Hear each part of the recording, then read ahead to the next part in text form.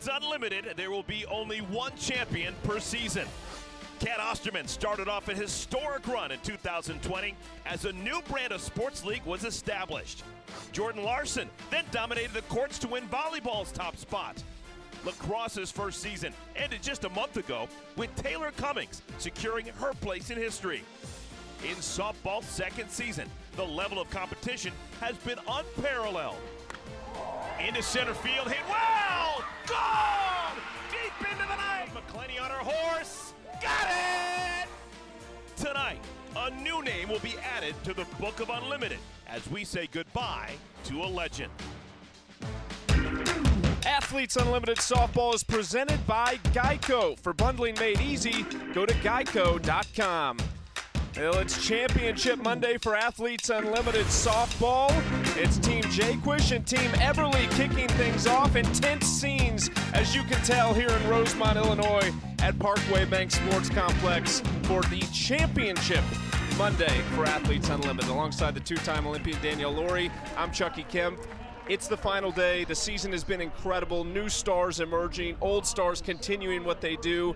And while Alicia Ocasio has a firm hold on the top spot, there's still a lot to be played. Yeah, I mean, we're on the last day, and you want to get up as far as you can on that leaderboard because where you're placed, you get more money, right? So 2, 3, 4, get those medals.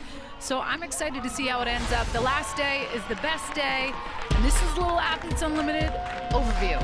60 players, 15 players on each team, divided up into 4 teams, and they draft every Tuesday, a few practice days before playing 3 games on the weekends, and the innovative scoring system is what really makes it special, and that's where Danielle Lawrie is an absolute expert, and this is where we stand. Ocasio up top, but look at that, Danielle, a lot of players that can really move today. And I love that part about it, right? Like, you want it to matter going into the last day. You don't want it to be an absolute landslide, and I love it. Amanda Chittister, Carrie Eberly, the rookie captain in week 5. She has been so much fun, and she is going to be starting in the circle for today, and why not? Carrie's Berries, that's the theme. She is 3-0 with 27 innings pitched with that 2.33 ERA. Oh, let's not forget 3 MVP, 1 points on the year.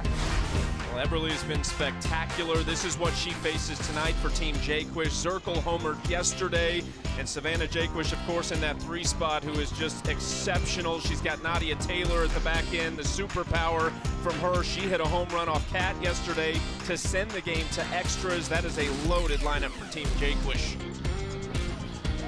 Defensively, behind Carrie Eberly, she's caught by Aubrey Monroe, but it's the infield that really stands out. This is one of the best drafted infields that we've seen, and of course one of your former teammates in Victoria Hayward in center field.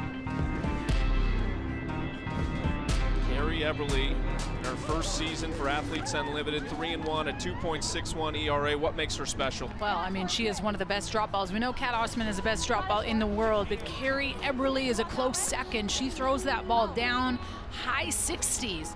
And for me, it's that ability to change speed so well. And you look at week 4, 604 points earned last weekend, and that is why she is in the driver's seat this weekend and why she earned that respect of being a captain week 5. Eberly sits in that 3rd spot, and in large part because of that 604-point week. She faces a tough lineup tonight with Zirkle leading things off, Sis Bates behind her. Who's the advantage go to? These pitchers have seen these players so often.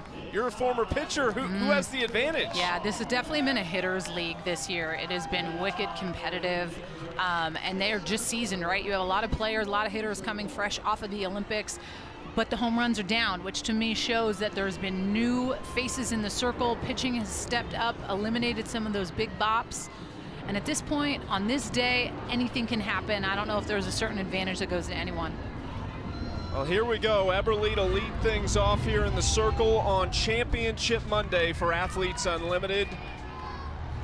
The first pitch to Morgan Zirkle outside for ball 1. No Eric Collins tonight. We have to at least take note of that. He's so excited all the time. He finally lost his voice. I didn't know it was possible, but it happened. I know.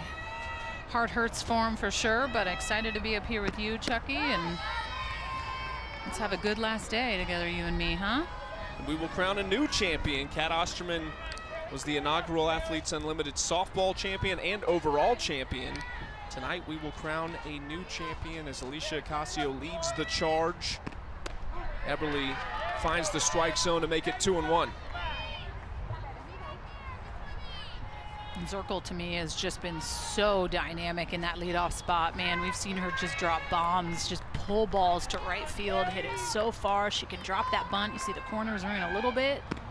And if I'm a pitcher, like, I have to just be fully aware and doing my homework and talking with people with certain tendencies. Like, to me, Morgan Zirkle, you bring that ball up and in, she is going to pull that with the best of them. And as a pitcher, those are the little nuggets you need to continue to remember when you're facing people that are feeling it. Zirkle laser right at the center fielder, though, and it's caught by Victoria Hayward. Squared the first one up nicely, but it's Hayward who had an easy one. This is just on the screws. That downward movement, but just misses over the white. It's a good piece by Zirkle. Here's Sis Bates, the second baseman, with her first at bat of the night. Watches strike one. Bates, a California native, played her college ball at Washington. You're not biased toward the purple team, are you? I mean, I love me some Huskies. We got a Husky in center with Vic. We got a Husky up with Sis Bates. I'm biased with the Huskies. Doesn't matter what color uni they're in. Washington is well represented here at Athletes Unlimited. 0-2 for Eberly. Grounder left side.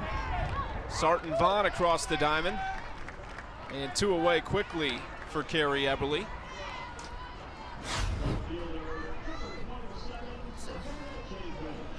Little swinging nubber off the bat.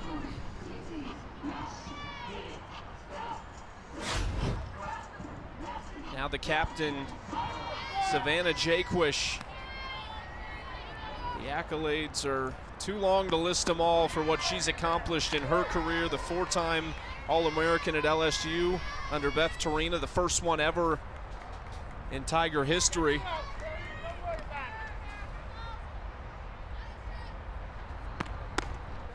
Watches ball one outside, 1-1. She's in the 7th spot entering Championship Monday, so she's one of those players to really keep an eye on tonight that could move up the leaderboard. 0 for 5 on the weekend. Jaquish just foul.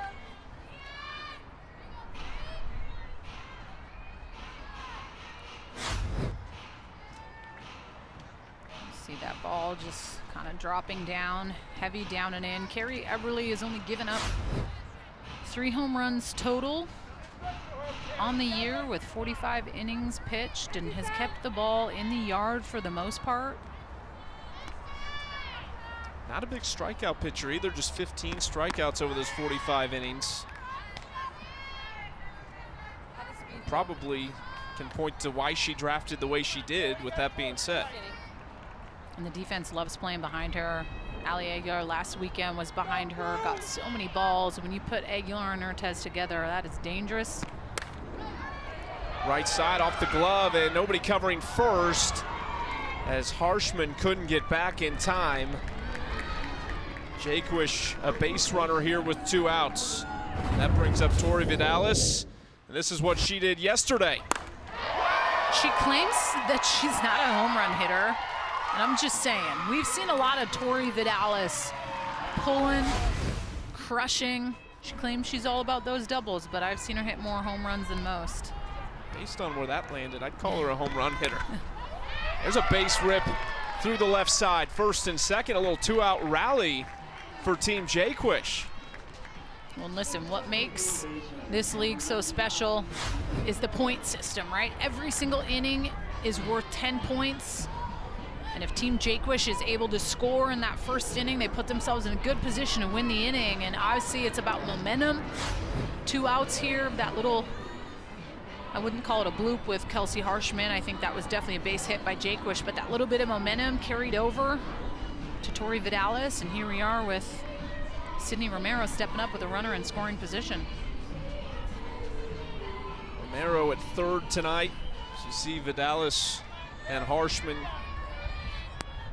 enjoying themselves at first base, and there's a lot of excitement in the ballpark tonight for the final night of the season. You can tell this is something these players have really enjoyed. Such a unique situation. Romero, superstar out of Oklahoma just a few years ago.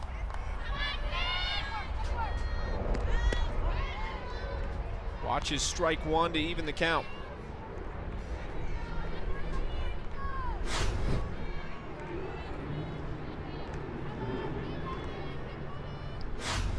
I'm all about the ump cam. I was watching it last night as well, and you guys were talking about it a lot, but such a great view. And seeing it from the hitter's eyes is always a cool angle, right? To see exactly what they're looking at, and you see it's just on the side. I wasn't able to find it until someone pointed it out to me last night, but catches the inside corner, 2-2, and a big pitch coming up here in the first inning.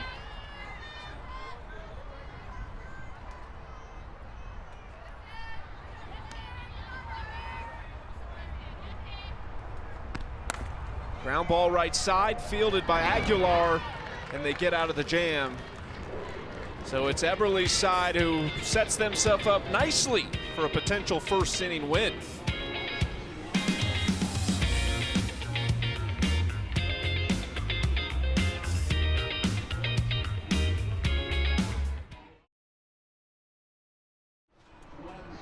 Head to auprosports.com to get your Athletes Unlimited gear, and don't forget to follow us on social at AU Pro Sports for exclusive inside content.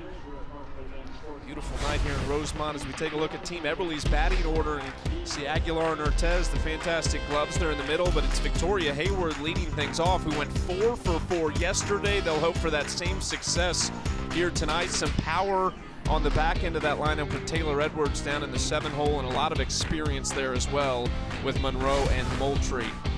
Defensively for Team Jaquish, Denham gets the start, throwing to Palacios, Pendley and Bates up the middle. Sidney Romero and Jaquish round out the left side with Zirkle in center, Shao in right, and Vidalis at first. Chance for a first inning win here for Carrie Eberle's side, as ball one outside for Alyssa Denham. Denham, mid-60s. What is it that you like about her? yeah, she just has a really good ability to change speeds well. She has that downward spin with her drop, has that off-speed curveball. We see her throw a lot of that, and we've seen her every single game this weekend. Captain Savannah Jaquish has a lot of trust in the rookie Denham, and she is rose to the occasion. Alvin, Texas native, went to Arizona.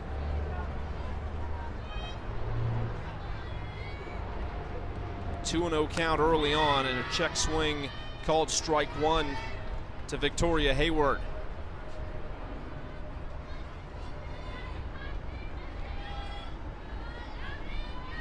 Hayward hitting .341 this season. 6 for 6, stealing bases. Tries to lay down a bunt, fouls it back to make it 2-2.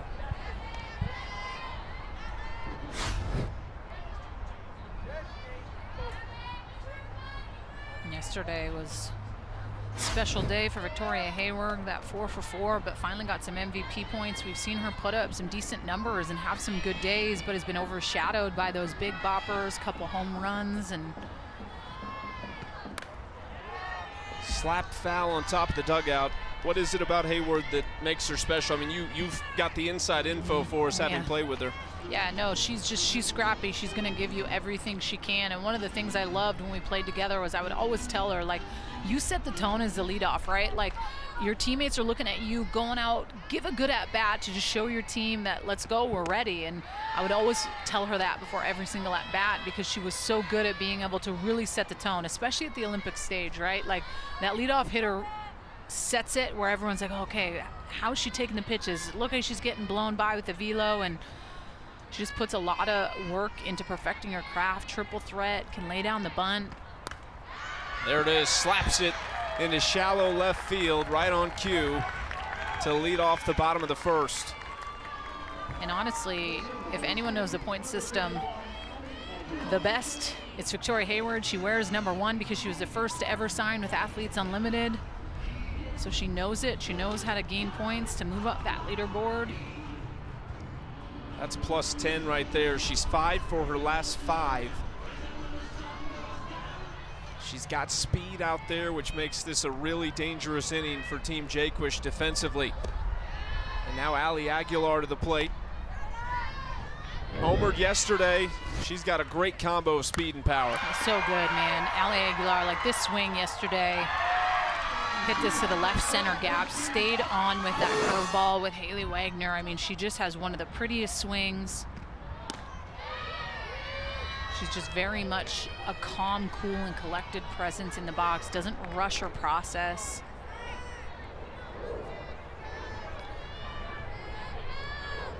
Aguilar, one of those Washington products.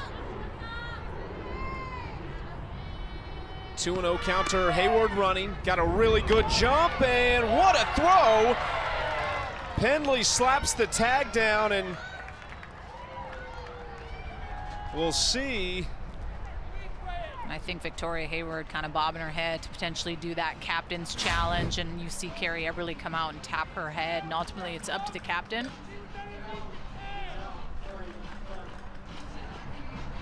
It's a good lead. We'll see if she gets her hand in there. Ooh, this is a good angle. I think she's safe. The left hand looked like it might have slid around the glove. It was a really good throw and tag.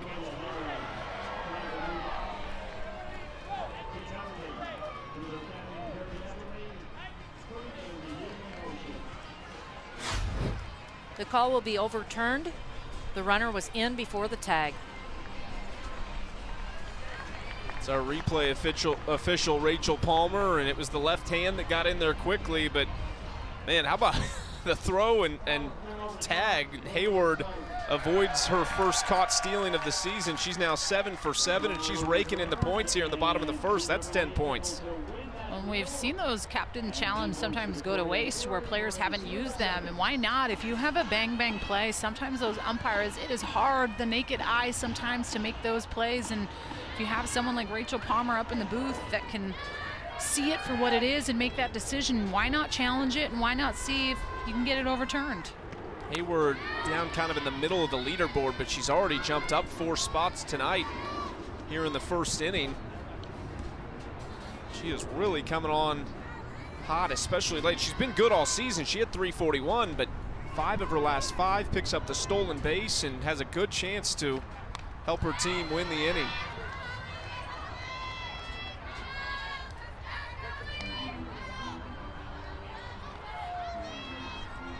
There's the league leaderboard powered by Geico. Hayward moves up, down a little bit on the list, but plenty of players in this game tonight who can move up. You see Ocasio well out in front, 436 above Eberly. Aguilar goes down looking. This pitch is big time. Really just hammers the inside part of the plate. That's a picture-perfect spot by Alyssa Denham. 3-2 count to Ali Aguilar, who's been swinging a hot bat, and I just love the quality of that spot in that moment. Brings up Anissa Ortez, her middle infield partner out of Long Beach, California, a Utah product.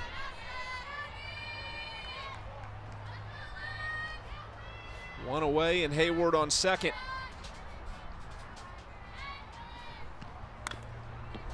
Hit to the left side, Penley thought about going for the lead runner and hesitated. They probably would have had Hayward, but Penley held on to it.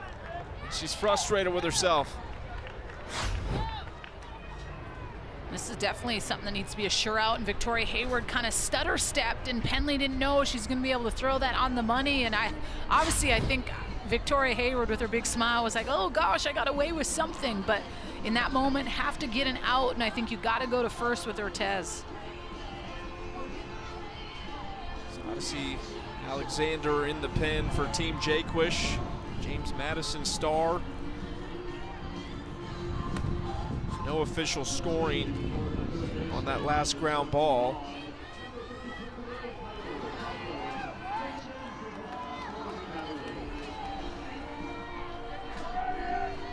Piper will be stepping in the 4 spot, hitting for Sarton Vaughn.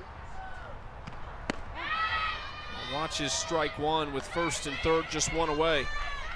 And we saw that happen a lot yesterday, kind of flip-flopped at times between Lily Piper and Riley Sarton Vaughn. Ohio State power hitter.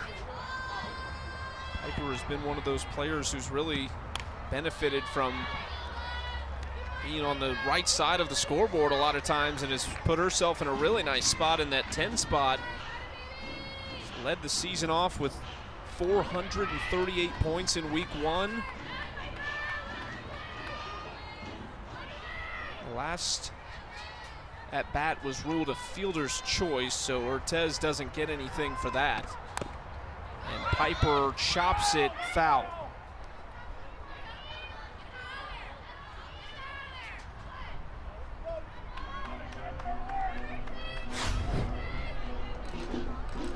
This is just complete jam job. You see Alyssa Denham go up and in. Jams her on that angle.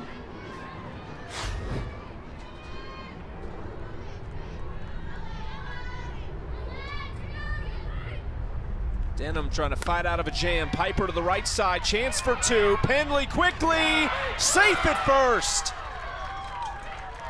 Hayward scores, and that's going to be an inning 1 win for Team Eberly.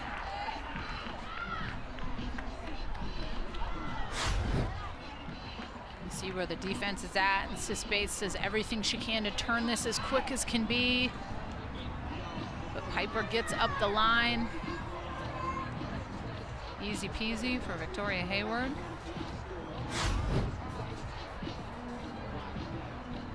Piper does her job.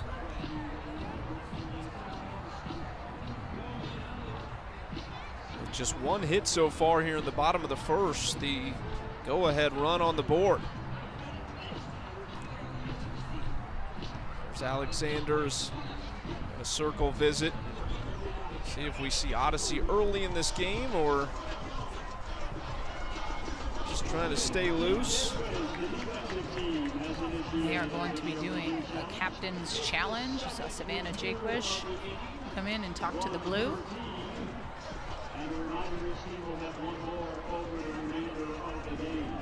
Second one of the inning. Saw Hayward get called out originally. They flipped that call. She ends up coming around to score. Now they're trying to see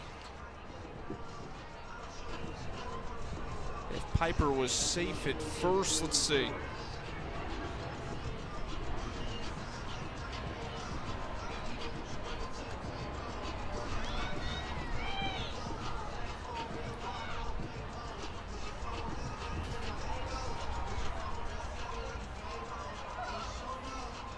And as a base runner, right, your job is to try to get in the way some sort of a defender without touching them.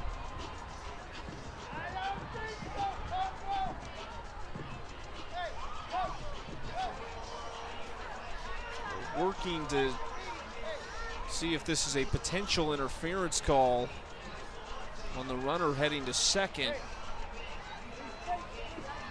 You can't imagine it was on the slide, but maybe on the pop-up it.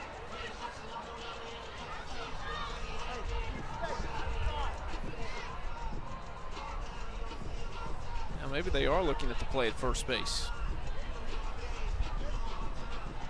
That is really close. I love it. Your first game, we're just welcoming you with 2 captain's Replay challenges. The first inning, atta baby, here we are. I want to dig deep in the rule book. Let's do stuff that we have never done before in Athletes Unlimited. I'll Why let not? you take that one, Chucky, I not me. appreciate that. Thank you.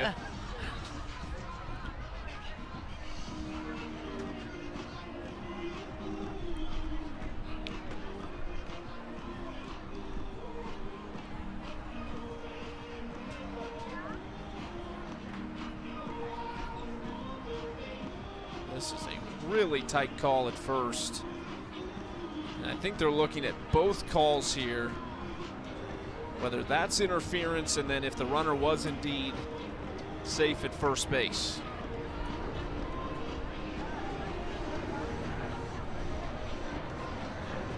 Can we just look at Shelby Penley's arm slot? Look at where she goodness. throws this. She's like one of those sidearm MLB pitchers.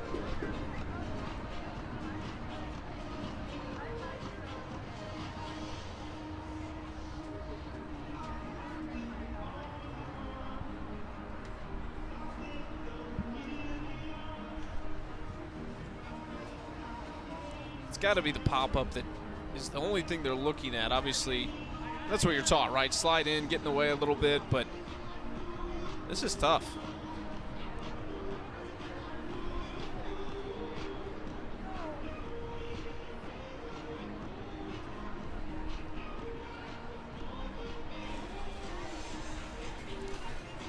We're going to overturn the call. We have interference on the throw at second base.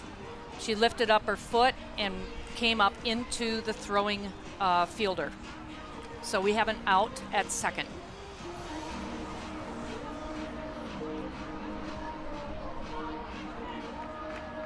So they overturn it at second base, so it really doesn't change anything if it's just hearing from the home plate umpire now.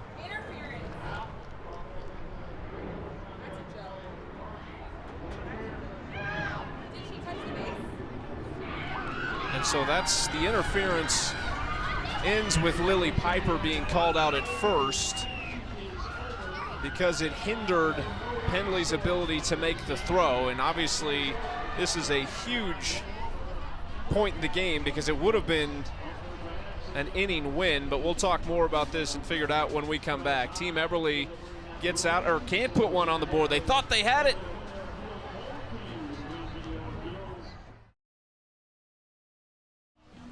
So the first inning points roll over. Top of the second coming up. Team Jaquish, Team Eberly tied at 0 apiece as we take a look at our league leaderboard powered by Geico. Alicia Ocasio has been the story all season long. She has been exceptional, but we've already seen a little bit of movement with Eberly jumping up into that second spot just ahead of Amanda Chittister, who we'll see later tonight.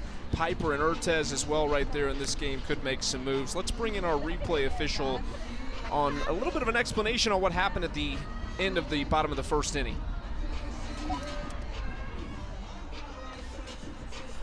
We had an interference by a retired runner. She was out at second base, and she came up into the shortstop's throw and interfered with her ability to make the play at first base. The runner was safe at first base, but she was out because of the retired runner interference. Thank you, Rachel. Rachel Palmer, our replay official, earning her pay today already in the first inning. So a big break, though, for Team Jaquish because the run comes off the board. You don't get the inning win, and now the points roll over here into the second inning, and things get even a little bit more exciting. Victoria Hayward thought she had something. Stolen base at second, moved over on a little bit of a Penley, not an error technically, but Shelby Penley won't be happy with the way things went, and then thought Lily Piper moved her in. But here we are, top of the second inning. Nadia Taylor leading things off against Carrie Eberly. Well, Nadia Taylor yesterday, that's the first time I've had goosebumps up here in the booth, seeing her hit that solo shot. Taylor to left field. This one will not make it. Bubba Nichols back under it for out number one. And I think without that, that wind is blowing in like crazy. And I thought off the bat that was going to be another bomb. I think with that wind, anytime that ball goes up in the air and is blowing in, it's going to keep it in the park. It's a little chilly. It's definitely a pretty strong wind coming in from left field. Taylor couldn't quite power it through, and we get Sachelle Palacios, the catcher, up second. 15 miles per hour is that wind. Palacios would like to go the other direction. Watches ball one upstairs. Palacios, San Diego, California native, an Arizona State product.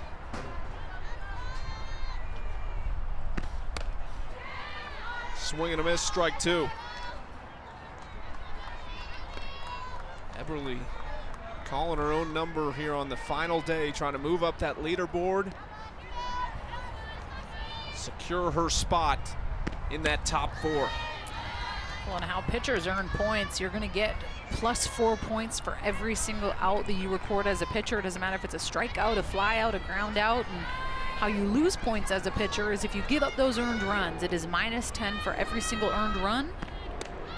And so pitchers can find themselves having a heck of a game and really kind of seeing themselves scoot up, winning innings and getting outs. But it's really, if you give up 3, 4, 5 earned runs, you can see yourself moving down in the leaderboard a little bit. We'll see how she plays it. That'll be interesting if she gets a few good innings in and feels like she's given herself a little room to maneuver in that second spot. She's already jumped up to second right now. But we'll see after maybe 3, 4 clean innings if she doesn't pull the plug a little early tonight.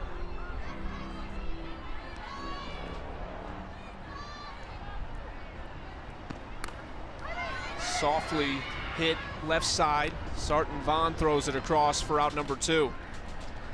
Athletes Unlimited Softball on Fox Sports is sponsored by Guaranteed Rate.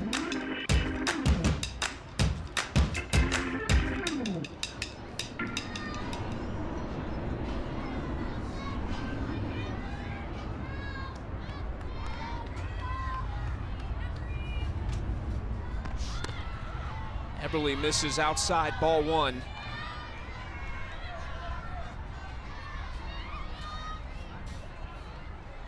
Get our first look of the night at Samantha Shao, the right fielder from Oklahoma State. 1-0 catches the outside corner for Eberle. Shao, of course, made her big name for herself with the unforgettable bat flip.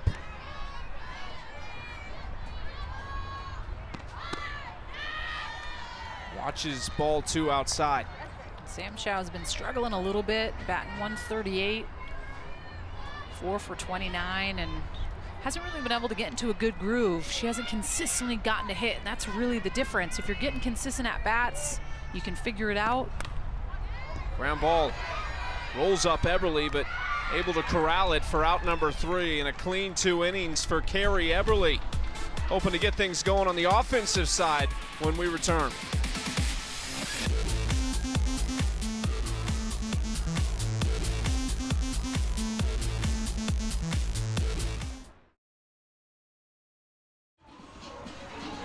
In Rosemont, our first pitch tonight, Angela Ruggiero, and a pretty unique one with the hockey stick to Aubrey Monroe, and pretty good, actually, very impressive, and her resume is that in its own right.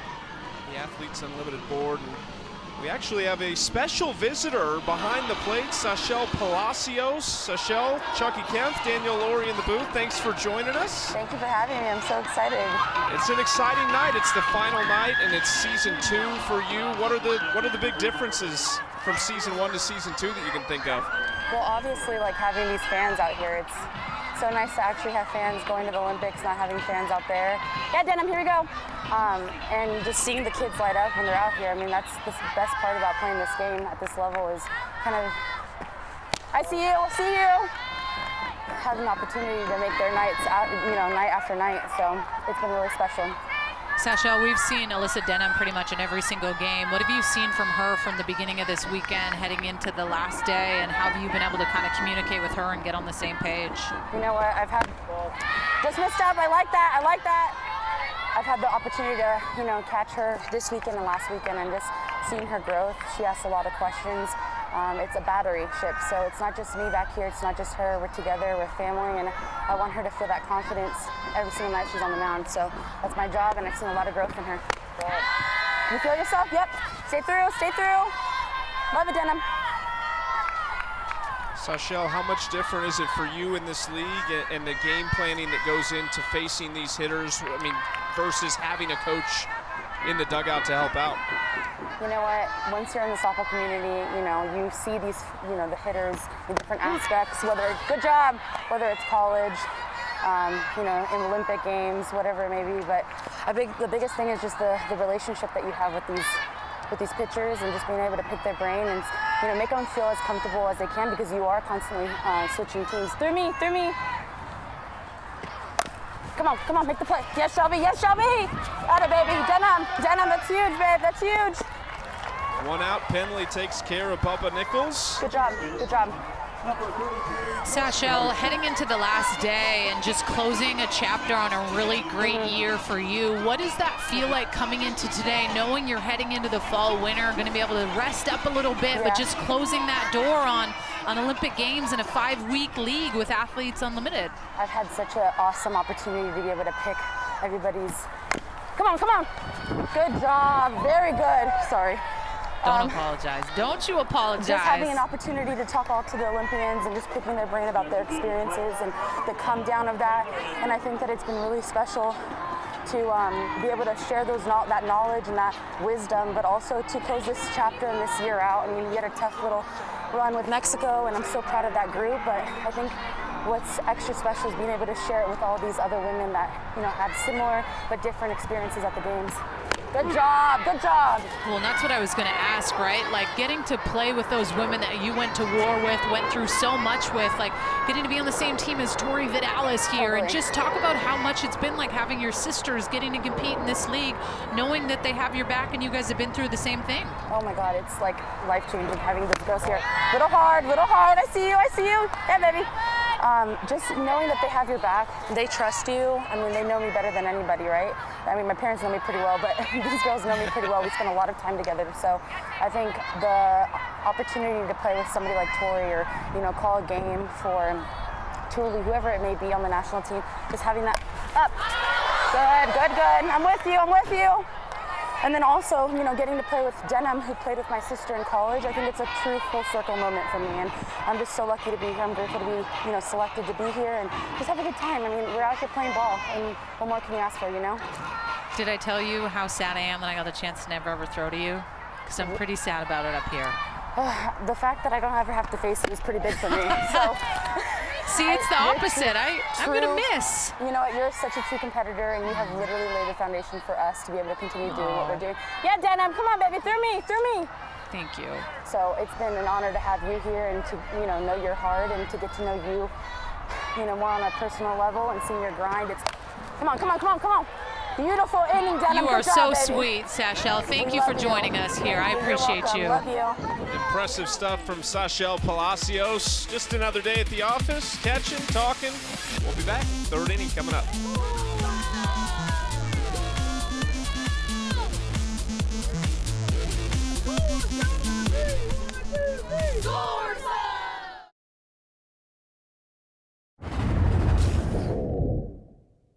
I love the purple team. 1, 2, 3. Defense! Woo! You caught that? Yeah, Shelb. Yep. Everybody clap your hands. Okay. Everybody clap your hands. Oh my gosh, that was the coolest thing I've ever seen. Oh, it's unbelievable, the access that we've been given with Athletes Unlimited. You guys have enjoyed it all season long, and I've been able to watch it from home. But it's to see the personality, and we saw it with Palacios, the perspective that she has. And really, this is the new wave of these. You know, she's talking about Danielle Ori laying the path, and now Sachelle Palacios and Sis Bates and all these incredible players that we're seeing are laying that path, and you see a bunch of young girls in the stands watching, and it's pretty incredible. Yeah, when I was down walking around the stadium earlier, I saw Dad come up and talk to me, and he brought his 15-year-old daughter and surprised her on this trip. She's turning 16 in kind of the middle of October, and he said how cool I get to bring her here, and he's sitting in the stands with her, and it was just like a special moment, right, to be able to have fans, that dad-daughter relationship, getting to bring them to the ballpark, talk the game, and see some of the best players in the world competing, some players fresh off in Olympic Games. I mean, it's special to have fans in the stands and little girls' eyes on some of the best players to do it. I can remember back when you were in college watching the Women's College World Series and seeing Danielle Ori win a national championship with Washington. So it's I gotta say, it's not just the girls, it's the little boys, Danielle, too. I appreciate My it. bad, yes. Superstar. I'll take it. But it's such an incredible sport, and you see it really has you know, it's not just, it's captured the imagination of everyone in the country, and you see it every year. And when you can get this amount of powerful women in this game in one spot for 5 weeks, when they get to help grow the game, learn from each other, and invest in each other, it's a special league for that reason. Another reason why it's special, the point system. And in this inning, I mean, we have 30 rollover inning points on the line. We're heading obviously in the top of the third inning here. No runs scored in the first or second. So this inning is essentially worth 30 points for everyone who's able to win the inning. So these athletes know, and I mean, I'm all about a little pitcher's duel, especially on the last day, because you know how important it is to these athletes to finish as high as they can. Laser from Sis Bates and taken care of quickly in a 7-pitch inning. Ortez got a piece of it and fired it across. 1, 2, 3 for Carrie Eberly, who continues to stake her claim in that second spot.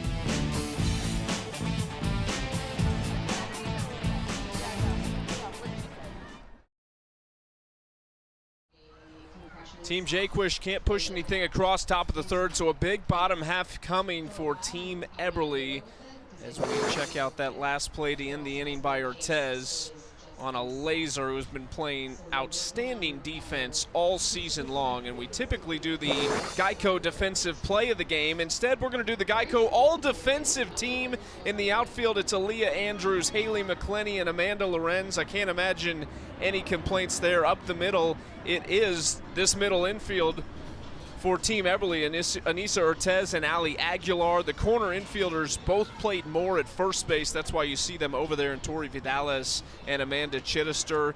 The catcher, Gwen Svekis. The pitcher, Alicia Ocasio, who has had an outstanding season on both sides, and then Hannah Flippin, the utility. But it's got to be tough because there are some outstanding gloves out there, and these 10 get the final nod as the all-defensive team, the first all-defensive team. When I love the fact that the players are the ones that are voting, right? Like, this is a player-driven league. The PEC, Player Executive Committee, it's made up of some special athletes who ultimately get the last say, but everything is run through these players, and that's what makes this so special, right? You don't need coaches. They have facilitators that are there to help them if there's anything they need lineup-wise or practice plan-wise, but at the end of the day, it comes down to these women and what they want. And that's why being that captain is such a fun and important role, because ultimately you want to be that one that's in charge, especially if you are seeing yourself in that good leaderboard spot. At the end of the day, those decisions are pretty big when you're getting down to the wire. Aubrey Monroe, the catcher from Florida. That's one of the things that I think is most interesting. We talked to Shashelle a little bit about it, but for you as a former pitcher, the relationship between catcher and pitcher in this league, this kind of setup where you don't have that pitching coach in the dugout, you don't have that helper really. This is all on you guys. I have to think that's, I mean, it's got to be new for these players, but exciting. Oh, and that one got Palacios good on the... But not to take away from your question, Chucky, honestly, like, that is the most important thing in this league. The faster that they're able to get on the same page as a battery, because it is changing constantly week to week. And pitchers, you know, I was one, now I'm retired, but I cannot express enough the importance of having someone behind the dish that you trust, that you're in rhythm with, that you feel good with. When they put a sign down, you trust that. And as a pitcher now, we see not a lot of them calling their own games, but in this league they have to.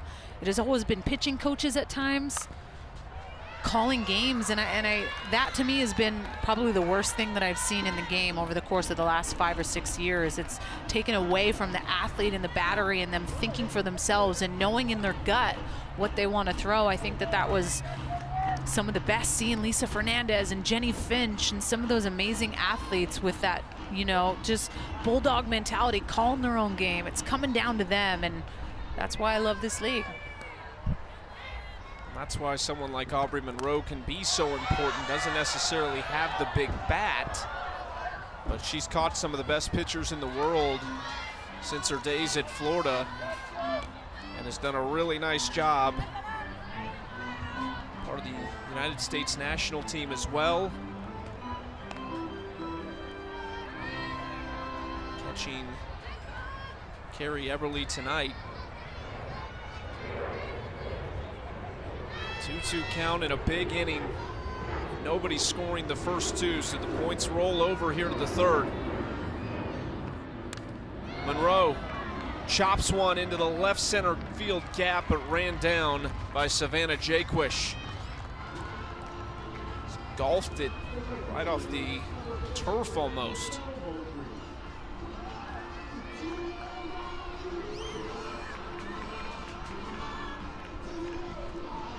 Michelle Moultrie, another Florida Gator and U.S. national team member, steps in.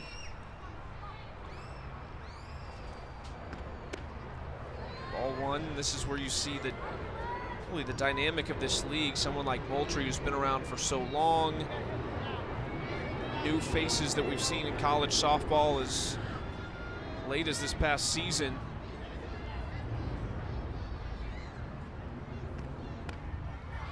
Just outside to Moultrie, 2-0. I think this is a pretty pitch. This is her off-speed curve. I guess maybe it's in the other batter's box, but just as a biased pitcher up here that wants those calls. It's a pitcher's zone, it's okay. Popped up and out of play.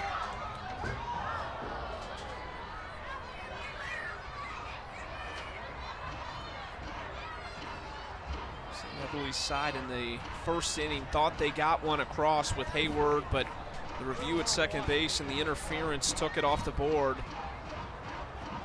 That was all with 2 outs as well.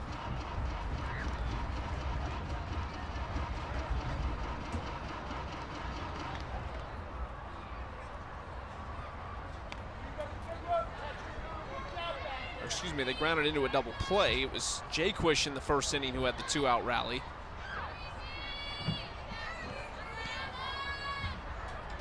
You've talked about it a little bit tonight, though, and throughout the season. It's just the intensity of every pitch and every at-bat, because they all matter so much. As Moultrie lays it down, barehanded play at third by Sydney Romero.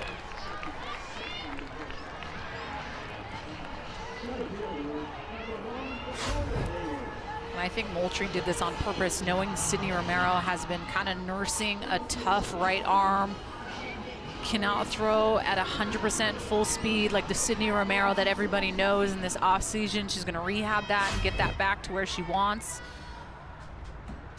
See the little rail cam. One of the only leagues to have that, which I think is very special. Right over there on the third base dugout, as Vic Hayward steps in. 1 for 1 tonight, 4 for 4 last night. It's 5 straight hits for her as she looks to get something going with 2 outs. 0-2.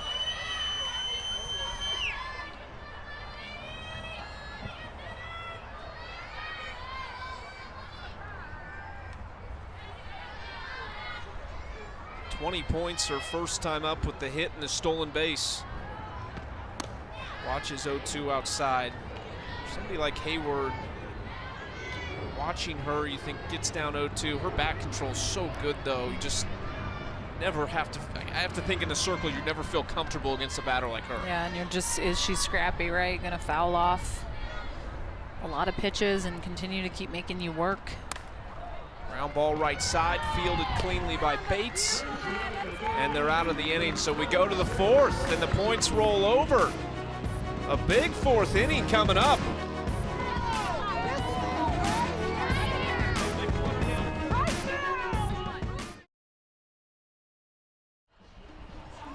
There's the scene in Rosemont tonight. A little bit chilly and breezy, but it really is a fun night and a great atmosphere here at Parkway Bank Sports Complex. Take a look at the Geico score between Team Jaquish and Team Eberly. Nothing so far. We go to the 4th inning. The points have rolled over into this inning, so it just keeps getting bigger for this inning win. And here's the point summary.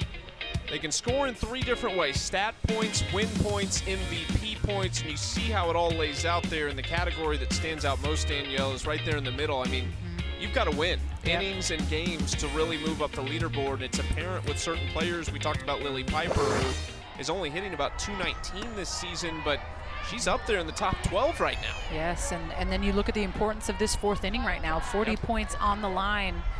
That is a lot if you want to move up, and Savannah Jaquish is one of those players, knows what's at stake here in the top of the fourth inning.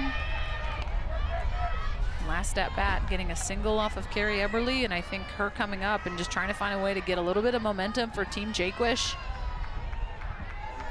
It's that league leaderboard, and it's so much not just about those top 4 spots. It's all of these players, no matter where they are, want to move up. They want to get further up into the money.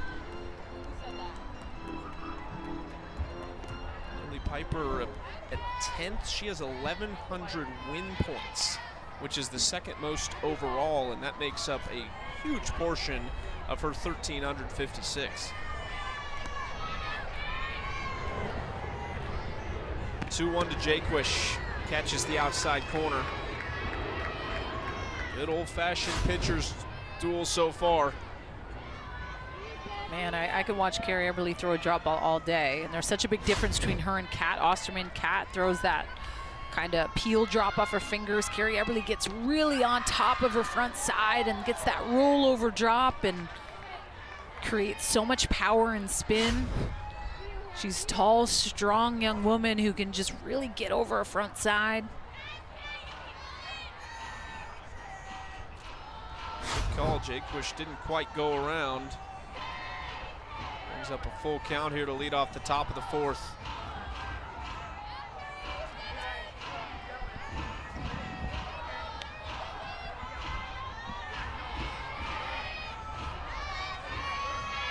Eberly sits in second overall right now on the leaderboard. 3-2, Jaquish into right field and caught! Michelle Moultrie originally took a step in, but recovered nicely to put it away for out number 1. This came off the bat hot, and Michelle Moultrie takes that first step in a little bit, but recovers her tracks, makes a heck of a catch in right field, and this is big, especially with, we know what's on the line, 40 inning points, and makes a big time grab out there and right. And sometimes with that wind whipping around right off the bat and the lights, the players will say sometimes at night it's a little bit harder to play with the brightness of the lights and the wind. I'm trying to golf right now. That brings up Tori Vidalis, the first baseman. She singled. It was back-to-back singles in the first inning. A little 2-out rally for Team Jaquish. That one going to Moultrie as well. Foul territory. She dives, but just beyond her reach. So good. I just appreciate this effort. Number one, she knows who's up in Tori Vidalis, and if she can sneak it out here, she's so close. This would have been, I mean, lights out.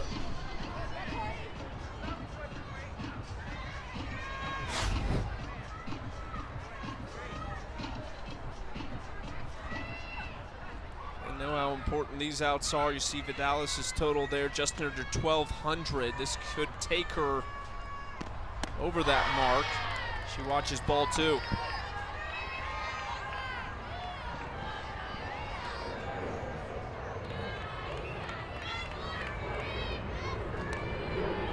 Out of Texas A&M, way ahead in the count, 3-1.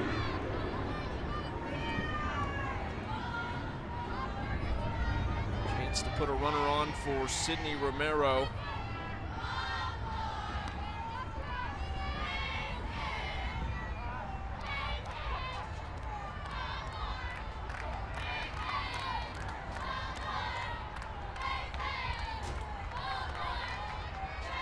I love yesterday. We got the opportunity to see Carrie Eberly in the batter's box.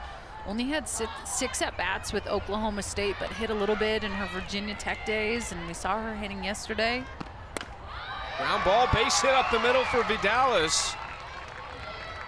10 points for her, and it puts her team in a nice spot here with 1 out.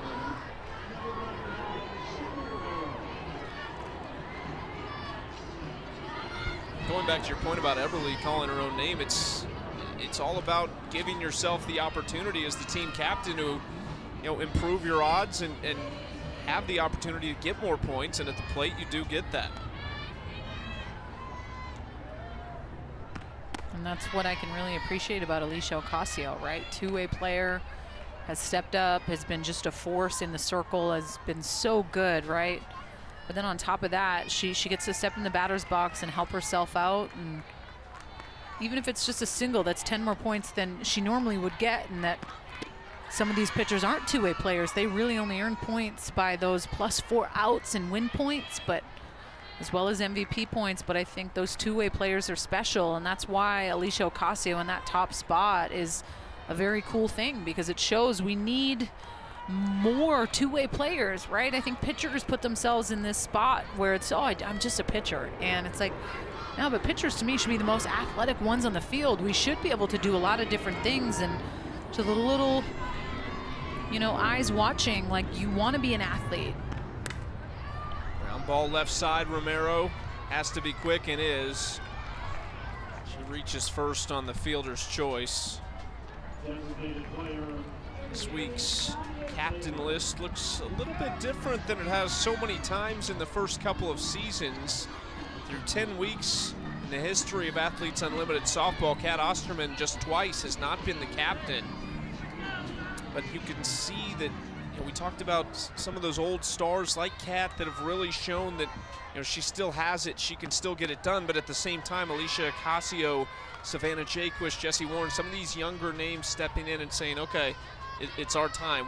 We're ready to take this over. We're ready to lead the charge for professional softball. And I can appreciate, like, Kat being able to just go in and enjoy the last weekend, going into week 5 and being able to just enjoy it, not as a captain. And that's not to say that she probably didn't want to competitively be in that top 4 spot, but there's a different pressure that comes with being a captain, with having to perform, with having to make decisions. And for Kat to roll out and end her career having fun. Taylor a spinner and it gets foul. So I loved that for her. She would say she'd want to be a captain, and I understand why, but I also think, you know, she gets the nod tonight and she's in the circle, it'd be special. But let's go back to Nadia Taylor, okay? This was yesterday. This was huge. Goosebump City up here in the booth for me. Just straight center, first pitch swinging, back door, all the way, Nadia Taylor. And then she steps up and lays down the squeeze to win the game. So you hit a homer and then you squeeze bunt? What? Just shows you the importance of the win. I mean, you told me 5 years ago Nadia Taylor was going to bunt. I said, no way. Yeah. You're out of your mind. Yep. And in this league, it requires at times for you to do what's asked in some of those moments, being able to step up and lay down that sacrifice bunt, and we've seen a lot of that. 3-1, Taylor slowly to the right side, and Eberle gets out of it after a 1-out base runner. Bottom of the 4th we go. It could be a big one for Carrie Eberle and company. Can they take the points?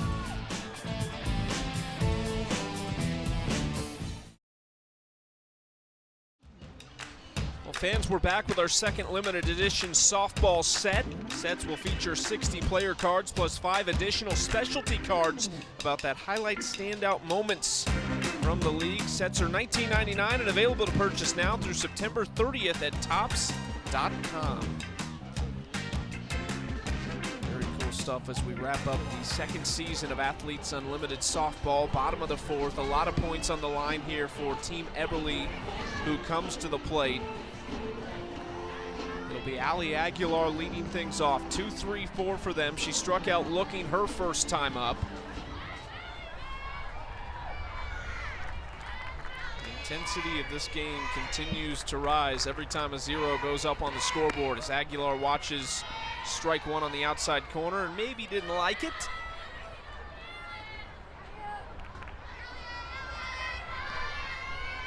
Aguilar down around the 24 range to start the night with 1,166 points. 40 points on the line here for Team Eberle. And the second time through the lineup here for Team Eberle is going to be important. Trying to make those adjustments, get something going here in the bottom of the 4th inning. Aguilar into left field, shallow and in foul territory. Pendley can't get to it.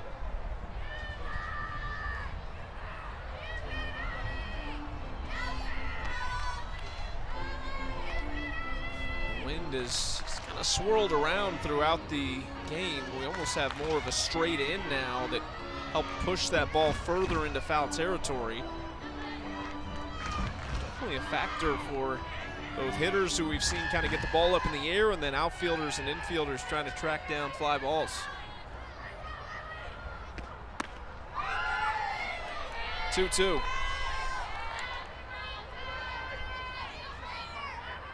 It makes you think here, Aguilar's last at bat with that frozen K on the inside part of the plate with a 2-2 count here. Is Alyssa Denham gonna go back and see if she can get Aguilar on that same spot?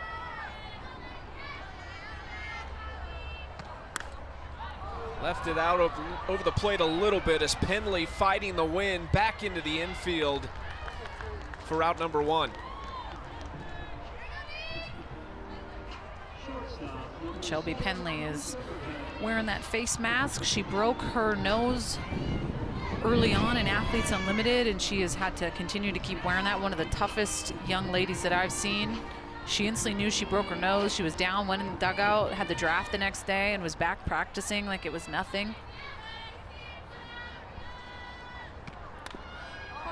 Foul tip, strike one on the bunt attempt by Urtez. Shelby Penley, for me, I see her in the hallway walking down another way, finding another route. She's too tough for me.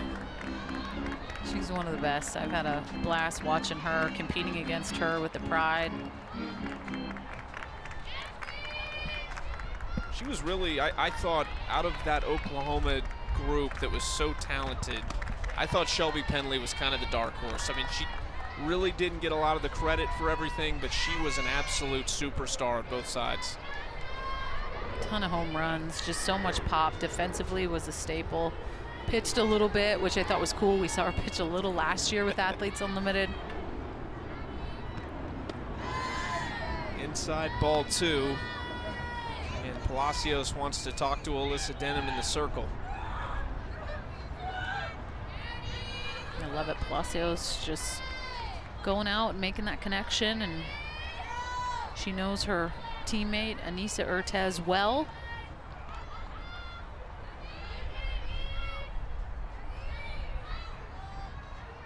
See Urtez at number 11 right behind Lily Piper, her teammate.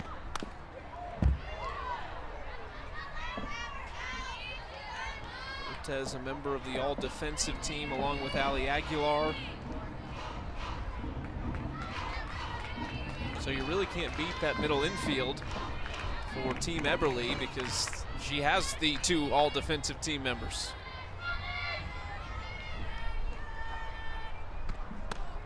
Outside corner, strike three for Denham, and that's out number two. I love me a little backwards K. A 64-mile-an-hour drop ball on the outside part of the plate and just catches Anissa Urtez off. I don't know if she was thinking in or if maybe that was a little bit too out, but we all know it's tough to leave anything up to the umpire behind the plate, and that's a quality spot by Alyssa Denham.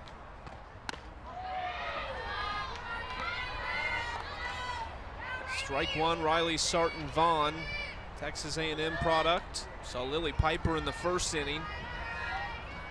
Sarton-Vaughn's first plate appearance of the night.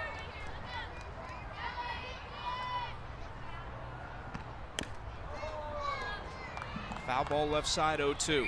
Really impressive from Alyssa Denham tonight, just fighting. She's had a couple moments. It's really the first inning where things got a little interesting, but fought out of it, got the double play, got a little bit of help from the interference call, but the way she's really fought, she's got behind in counts a few times and has not seemed to affect her to this point. Well, and you can really just tell like the battery and the relationship between Palacios and Alyssa Denham, and that to me is what makes Sachel Palacios behind the plate so special. And a lot of these catchers, like just their ability to connect with their pitcher and make them feel special in that moment and to trust, right? And as a pitcher, sometimes if it's constantly changing, it's hard to trust that catcher. And Palacios really prides herself in that that connection, going out, talking, helping pitchers make adjustments. And that's the biggest thing that a catcher can do to a pitcher, is add value in the sense where, like, hey, you got to make an adjustment here. You have to be able to, you know, your body, it looks like you're doing this a little bit differently, and having someone help and give you feedback, because the circle can feel like a really lonely place sometimes, and you want to have that 2 against 1 cat and mouse mentality with your catcher. Sarton Vaughn earns it, takes one off the leg, and there's a 2-out base runner for Team Eberly.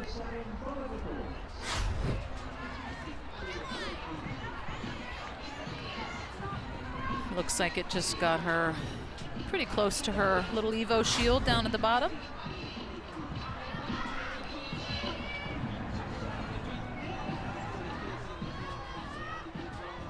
Brings up Bubba Nichols with 2 away and a runner on. Well, you do get points for that at least. You take one for the team and you get +8 in the point department for the hit by pitch.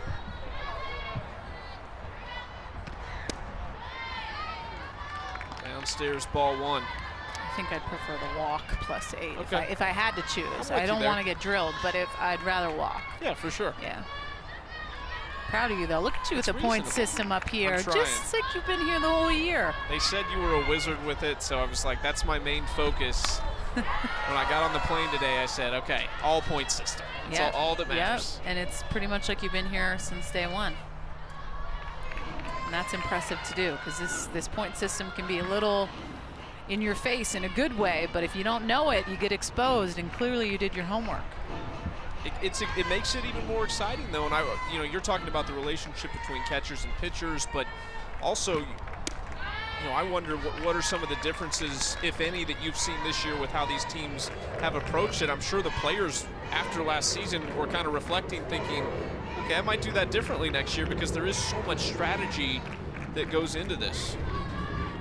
Especially when it comes to leads and not leads. Are you going to steal if you have a big-time lead? Little things like that. Where more times than not, back in the day, if you're bunting or stealing with a ginormous lead, like, you're going to get a ball in the back. But in this league, like, it is so much about point system and earning points, and that's why at times we've seen certain situations happen with a pretty big lead and that stolen base, and I'll have people tweet me and like, wow, why are they doing that? Well, it's that point system. Selfishly, they want to move up that leaderboard, and those are the little things that this league allows you to do in the moment.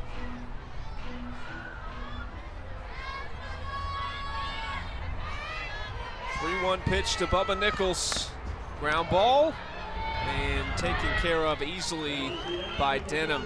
Zeros through 4 innings. The points carry over as Denham continues to take care of business for Team Jaquish. She'll be looking for runs coming up.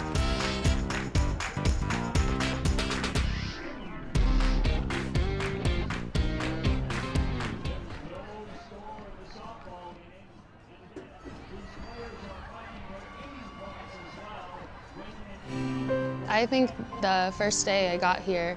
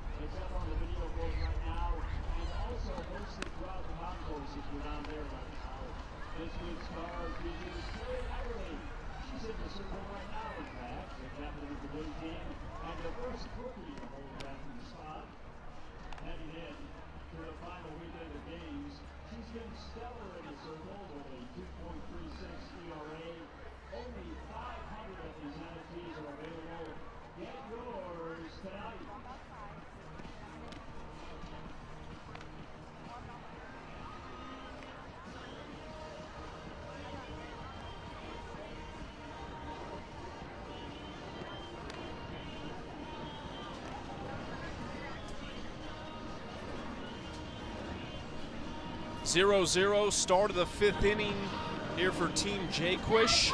In partnership with Guaranteed Rate, our players were asked to talk about self-belief, a time of reflection, and how it affected their career.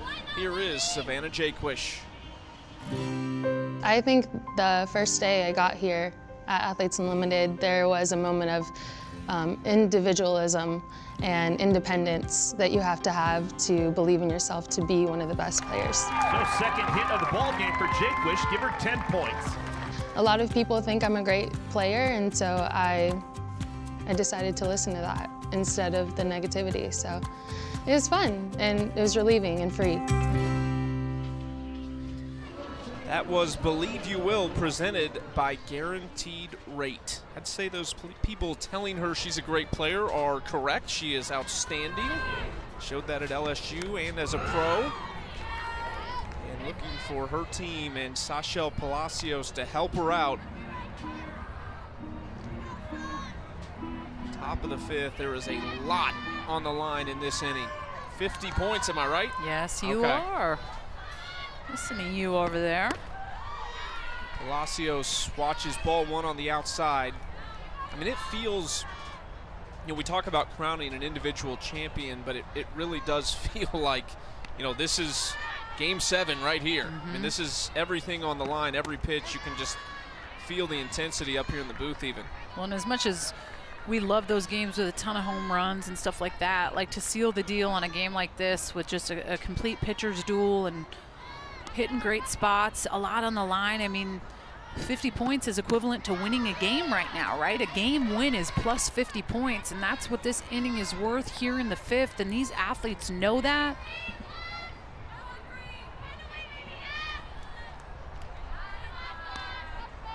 Palacios certainly has the pop to make a change in this game.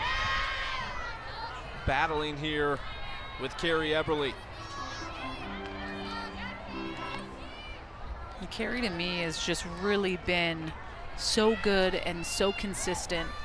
I mean, yes, every pitcher in this league has gotten roughed up one outing or another, but for her, it is just coming back in and just throwing BBs down in the zone, mixes that good changeup, that calm, cool, and collected. And I remember last week, Chucky, Eric and I asked her like how she feels being a captain going into week 5, and she said, oh man, I'm really nervous about it. And I don't blame her. First time captain when you have a chance to be atop the leaderboard. Palacios, deep right field, goodbye!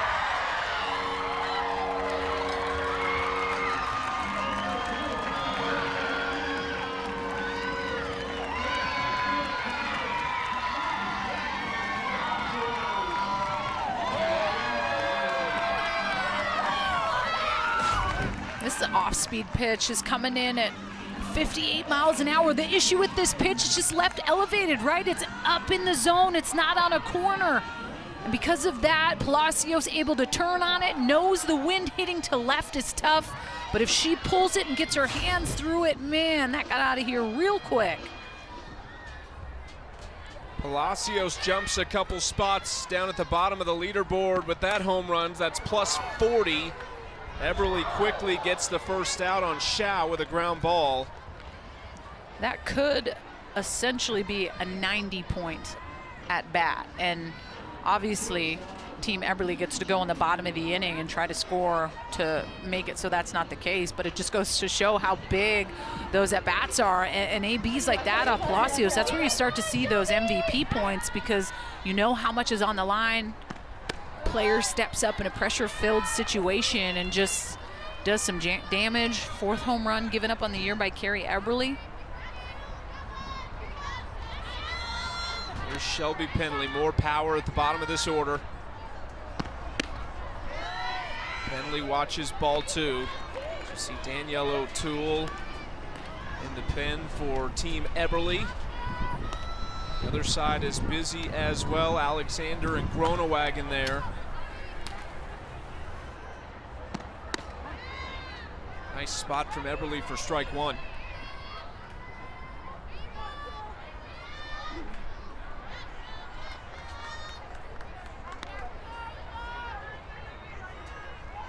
One away, nobody on, 2-1. Left side, diving stop, long throw, and just off the mark as Penley able to reach at first base. And it's a single, so plus 10 for Shelby Penley.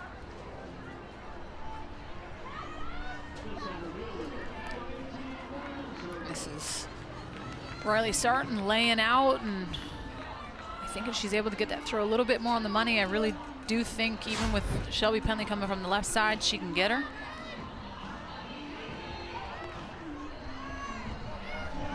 Really nice stop down the line, but Penley on with just one away, and the top of the order, Zirkle, takes strike one.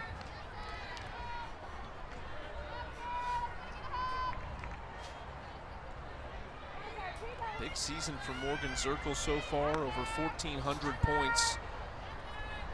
She entered the night in that 5th spot, so she really wants this inning win. 0 for 2 so far, a fly out to center field and a ground out. It's Palacios, the hero for Team Jaquish here in the 5th inning so far.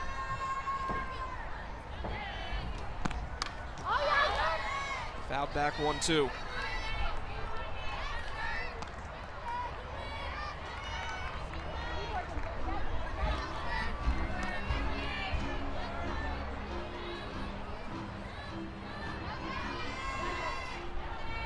Zirkle out of Milton, West Virginia.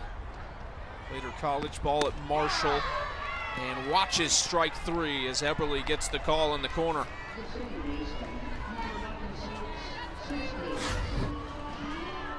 That's a beautiful backwards K pitch, a lot of movement, very pretty spin. Love that camera angle, love that slow-mo.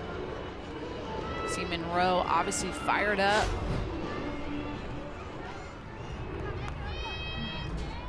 Two away for Sis Bates. She's 0 for 2 on the night. A couple ground outs to the left side. Heard Bates on the mic'd up earlier. There are some personalities in this league, that's for sure. Bates entered the night in the 12th spot on the leaderboard. She watches strike 1. And I got a chance to talk with her dad earlier before the game, and he ended up coming here and surprising Sis Bates earlier before the game and said she was tears flowing, had to get it out before she got on the field, but special he got to finally come and watch his daughter play. Slow grounder, nicely done by Eberly to field it and make the play. Team Jaquish putting the pressure on Team Eberly in the 5th inning. Wow, Palacios, are you kidding me? So much on the line, 50 inning points. This could be a 90-point at bat. We'll see here in the bottom of the inning.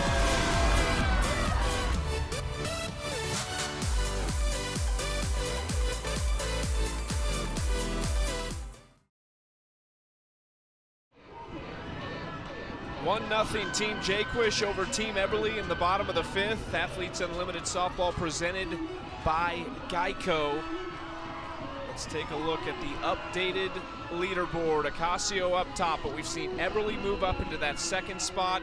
Jaquish, Zirkle, some of the Team Jaquish members, as well as Sis Bates down there, Piper and Urtez. I mean, there's a lot on the line, especially in this inning right here with 50 points if Team Eberly can't come through.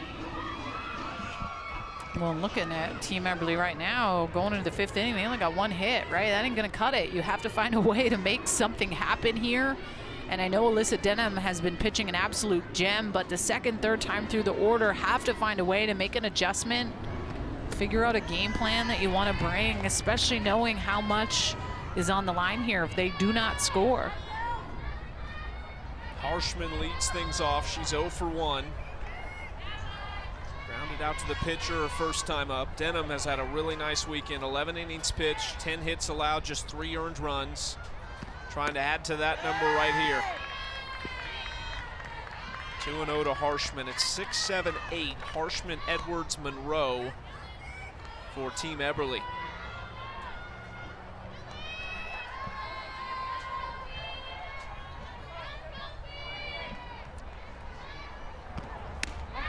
Two-0 finds the zone.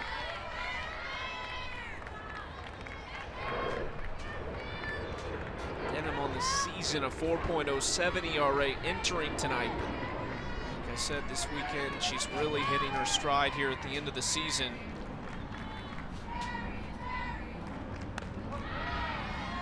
Strike 2, battles back 2-2.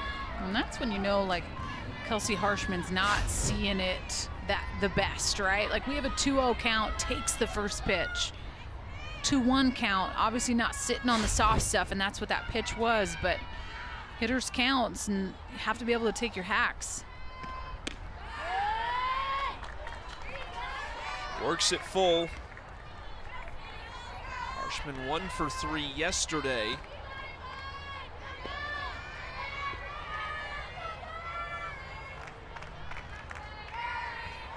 Five hits to 1 in the favor of Team Jaquish here in game 1 tonight. Upstairs in a leadoff walk.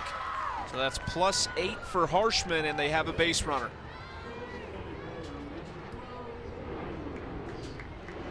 And even if they're able to score 1 run here, that would extend the inning points over to the 6. If they're able to score 2 runs, they're going to win the 50 points for Team Eberly. So it'll be interesting to see if they choose to bunt Taylor Edwards to put Kelsey Harshman in scoring position, or if they just let her hit. Edwards, so much power, but you talked about it. Nadia Taylor with the bunt last night, and Edwards thought about it there, but watches strike 1 on the outside corner. It's all about the win. All about getting that runner at first home right now.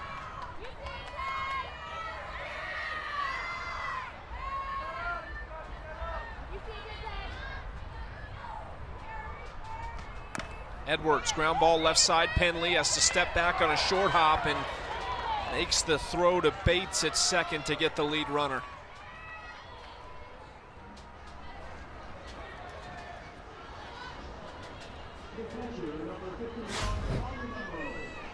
And at least they got an out here. I thought this was a turn double play all the way. If Penley's able to feed Sis Bates on the money, Bates would be able to get Taylor Edwards out, but it took her off the base a little bit.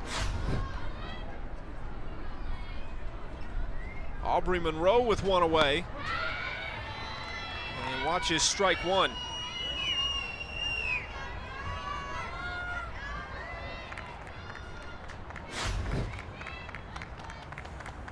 I like this by Sis Bates. Keeps that foot on the base.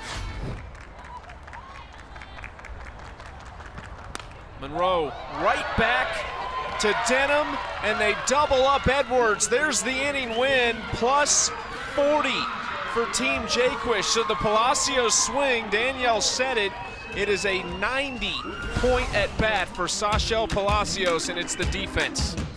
50 points, baby. That is a lot. Wow, Alyssa Denham just shutting the door.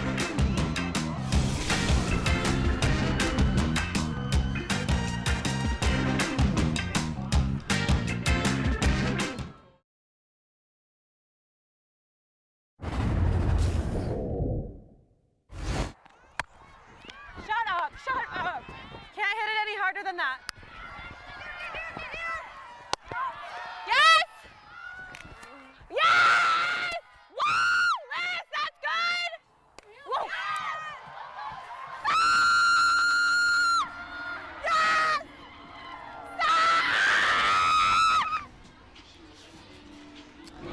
Now, Sis Bates, we've heard from her a couple times tonight as Team Jaquish leads Team Eberly 1-0, top of the 6th inning, and we bring in Victoria Hayward in center field. And thanks for joining us. We're so happy to have you on. And we talked about it. It's new for me, but there's so much intensity in these games. At every at bat, it feels like it's such a big moment. What's that like playing in these games and these atmospheres?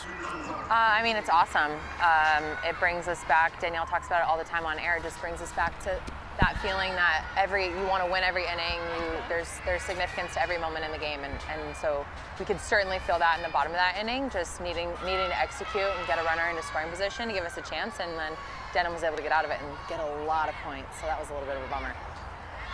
Talk about what it's like playing for Carrie's Berries. I know we talked to her last week, and she said she was kind of nervous going to be that captain in week 5, but what has it been like playing behind her? Does she allow you guys to kind of give your unsolicited advice? How has that been?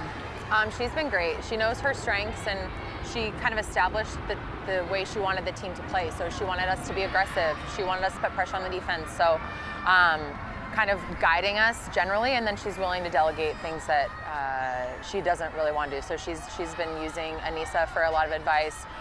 We live across the way from her in the apartment, so she'll just pop into the apartment and just ask a lineup question or hey, what do you think about this? Just bounce some ideas off. But she's so smart.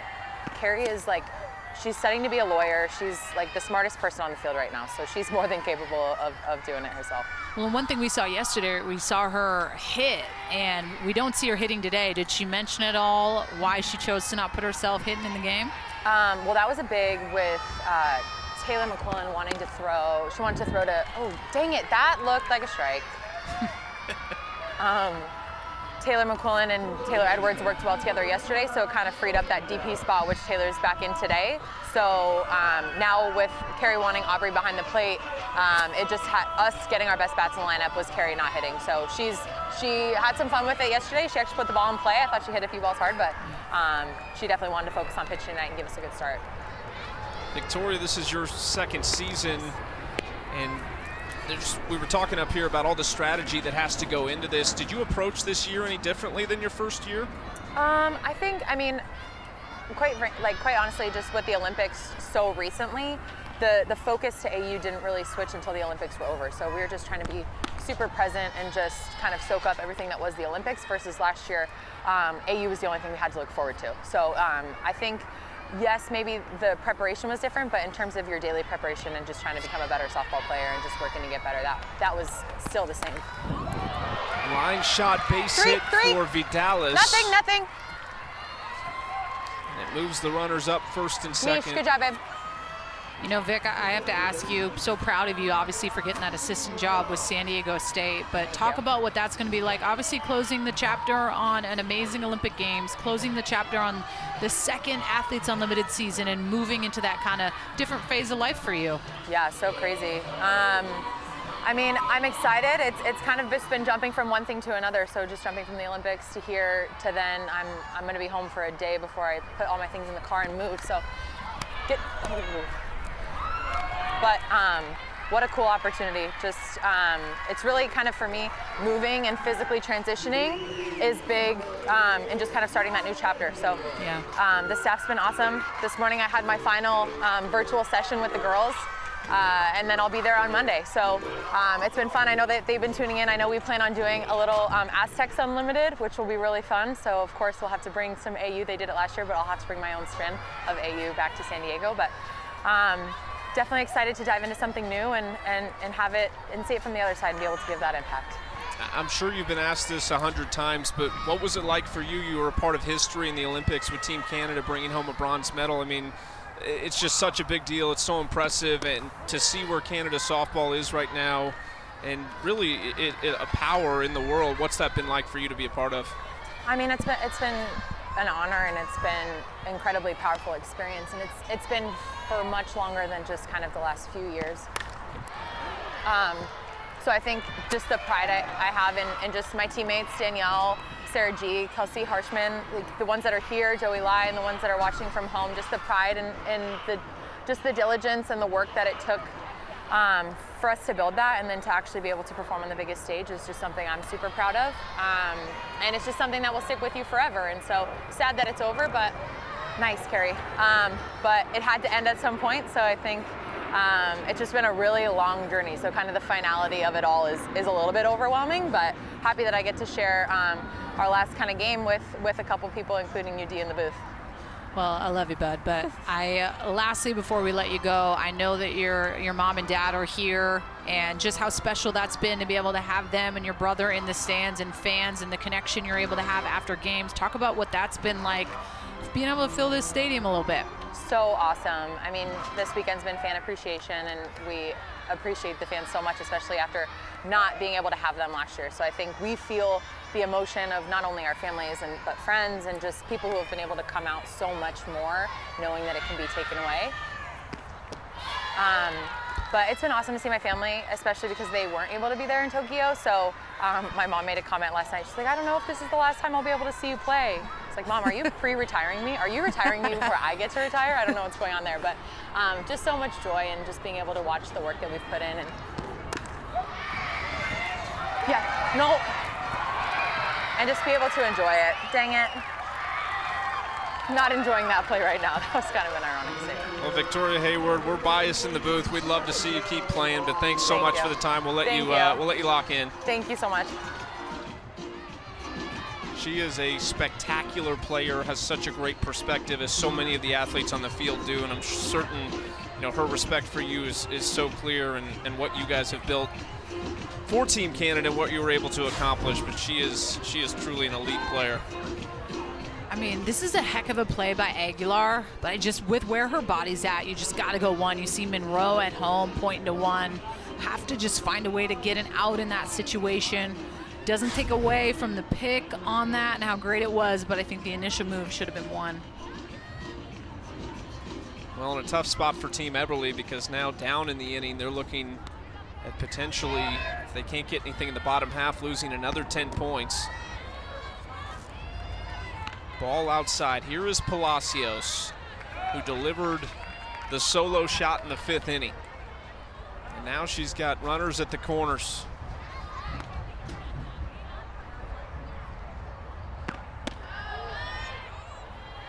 .2-0 count, tough spot for Eberly. Here's the home run from Palacios. This was just a 90-point at-bat, everyone, if you're wondering. Steps up, the 40 points she gets for the home run and the 50 inning points she gets for herself and every single player on Team Jaquish. Just moved her up 5 spots with that at-bat. Not too bad. Chance to make another jump right here on a 3-0 count. She's swinging? I don't think so, but I would dig it if she did. 3-0, she watches it and walks, but she'll take another 8 points as the bases are now loaded for Sam Shao.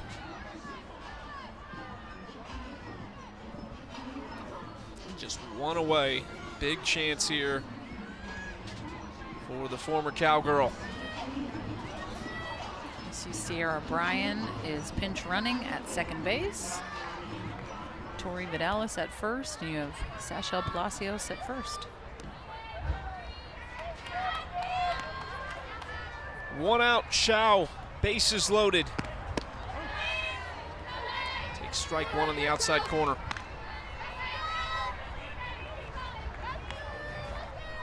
This is really the danger zone for Eberly, too. We talk so much about earning points, but this is where the earned runs could really hurt her. They're -10. She's already lost 20 because of those.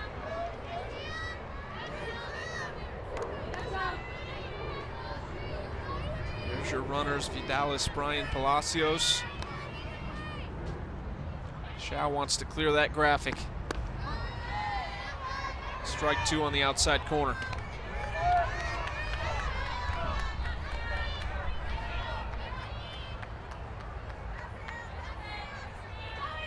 Eberly up 36 points on Amanda Chittister right now in 2nd place. We'll see Chitty in the 2nd game tonight.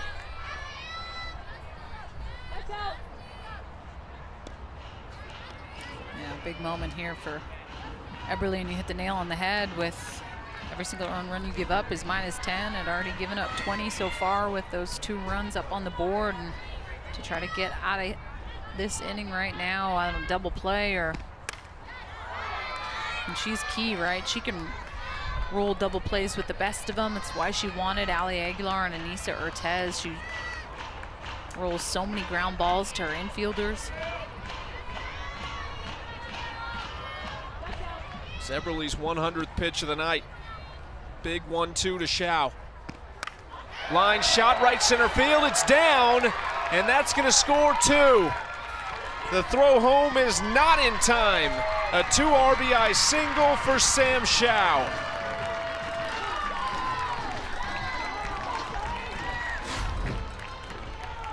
Big time at bat by Sam Shao. Stays on plane with this drop ball. It's a great piece of hitting. Vidalis and Sierra Bryan easily scoring. It makes you think, right? Carrie Eberly is the captain. When does she kind of say, hey, I'm going to pull myself out of the game? When do we make those decisions? She hasn't had to as a captain yet. That's tough, right? I mean, you got to think one of the most confident people on the field has to be your pitcher, should be your pitcher. With the responsibility that falls on them, that has to be a tough decision. That's her bullpen right now. We've seen action in there throughout the night, but nobody at the moment. I mean, that has to, if you were in that situation, that's a tough decision, isn't it? It is. It just also depends on, I think she's making that change and kind of going to the facilitator, Ellie Cooper, to just have a conversation. And that's the thing. The facilitators are there if the captains need them, right? Ultimately, everything is down to these athletes, but to just be able to have someone to come out and hear you out and help you with lineup changes, all those things. And I think Carrie Eberly is going to take herself out of the game and bring in Danielle O'Toole. So there it is. First and third will be the situation for O'Toole with one out. She'll be facing Shelby Pendley. Overall, I mean, the first 5 innings, it was one pitch to Palacios, and she was golden outside of that. Yeah.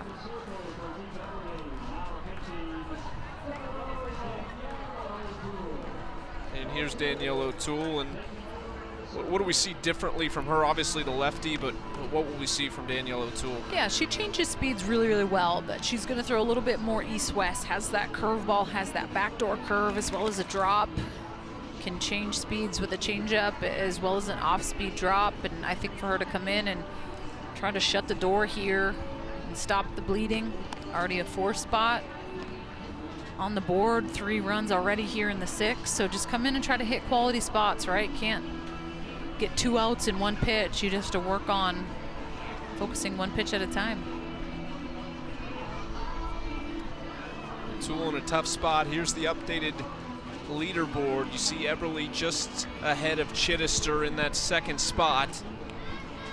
You see those purple players heading up the leaderboard. Jaquish in 5th, Zirkle 6th, Bates in 8th. And they can get even more here if they can win this inning in the bottom half, but still work to be done for O'Toole and company to make sure this doesn't get worse.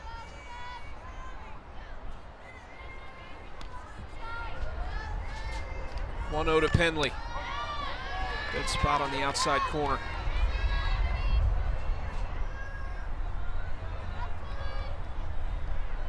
Shelby Pendley looking to eclipse the 1,000 point mark tonight. O'Toole goes right back to that spot. That last pitch coming in at 67 miles an hour, and the one before 68. Danielle O'Toole just bringing it.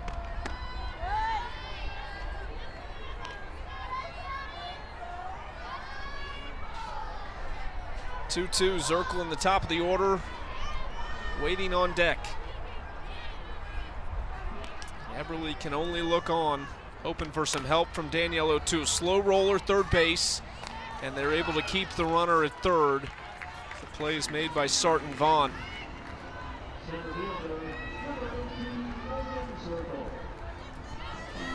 That's a big out. Another runner moves into scoring position, but now 2 outs for Morgan Zirkle.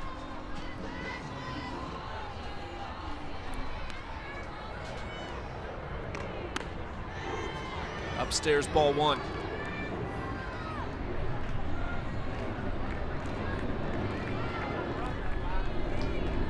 Still a strong wind coming in, kind of from left center field. Ball just misses the corner. See the flags, a little bit of a crosswind there.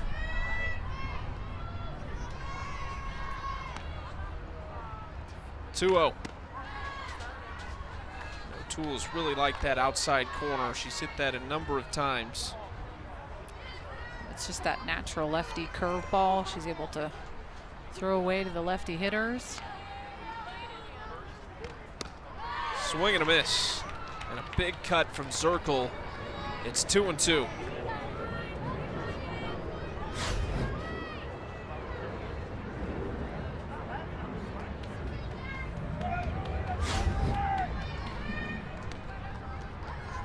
O'Toole to get out of the jam.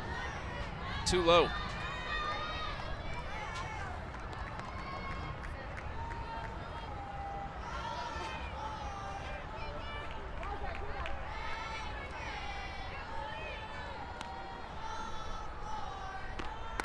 Off speed into right field, already 3 across. They'll add 2 more here in the 6th. Morgan Zirkle delivers. Wow, this has been an inning here for Team Jaquish in the 6th. I just think this pitch a little too much over the white, and Zirkle, man, she's good in that leadoff spot, stays on plane. 54-mile-an-hour pitch. Sam Chow wanted a little extra, sliding in there. And that drops Carrie Eberly down into that 3rd spot with a couple more earned runs coming across. My what? My bag? And that will switch in just a moment as Eberly's down to the 1592 mark. So Chittister into 2nd. She'll be watching, very happy with Team Jaquish helping her out.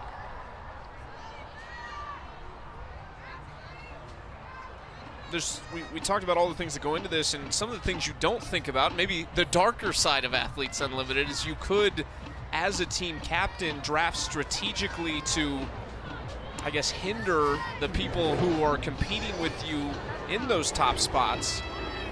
You surely could. I think is an interesting prospect. There's a ground ball, and we'll talk more about that when we come back, but it's a big top of the 6th. 5 runs for Team Jaquish, and there's a lot of work to do for Team Eberly in the bottom half.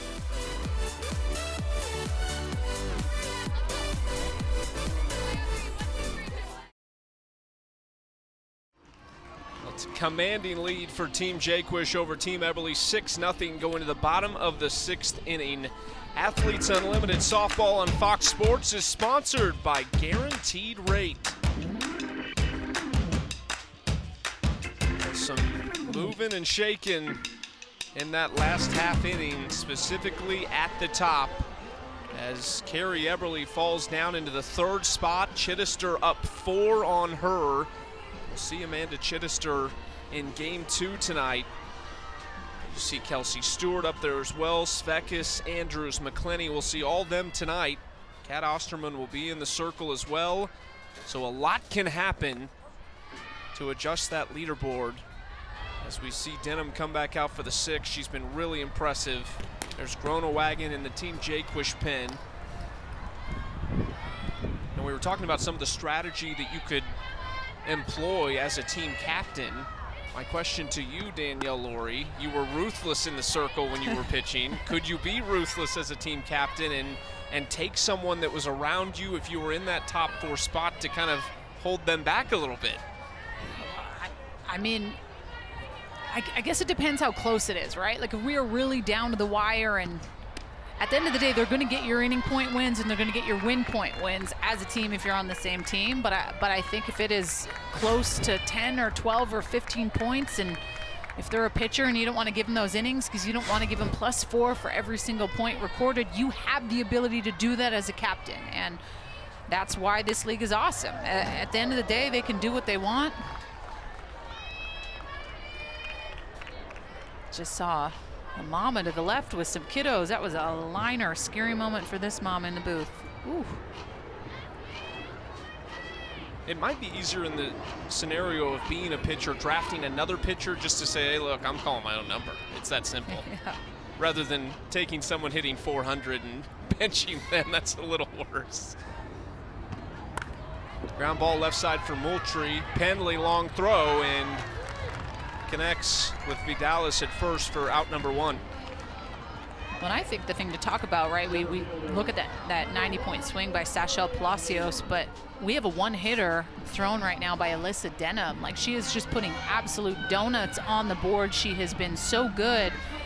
And to me, that could put her up there as someone that I think Palacios may have it if they end up winning with the 60 points, but I think Alyssa Denham will be close in that 2 spot for the 40 points for MVP2, just solely based on her performance. And this is the pitches by inning.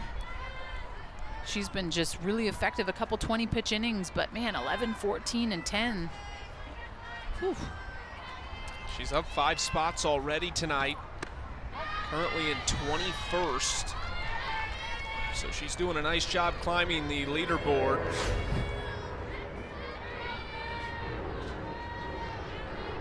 Good strike on the outside half. You know me, I'll say that all day for the pitchers. Nice off-speed pitch. Had Hayward fooled on that one. 1-2. Well, that last pitch coming in at 53 miles per hour, that is her off-speed curve, can really just fool a hitter all day with that. Hayward 1 for 2 tonight. Thought she had the first run of the game, but it was called off after a double play and a runner's interference. You're not going to get Hayward there. Her second hit, that's +10 for Victoria Hayward.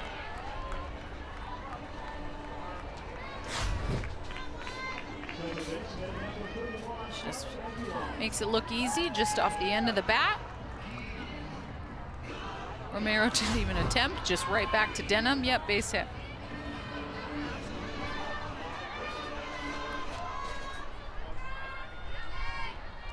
Brings up Ali Aguilar. Good spot in this order if they want to try and string something together. Aguilar, no doubt about it. Crushed it to right field. A 2-run shot for Ali Aguilar.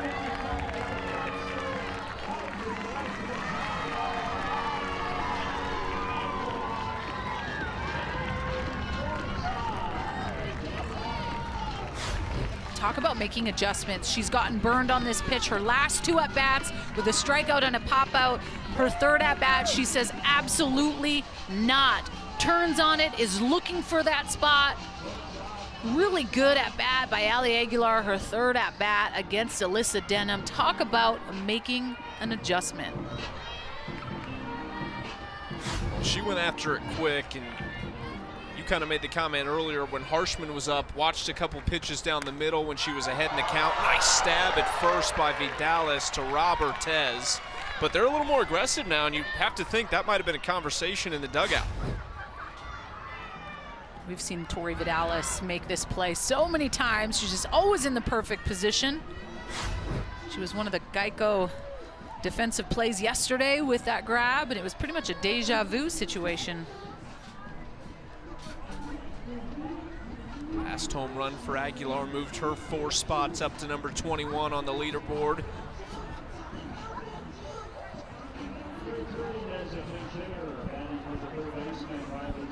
Hitting just under 300 for the season. That was her 5th home run and her 11th and 12th RBIs on the season.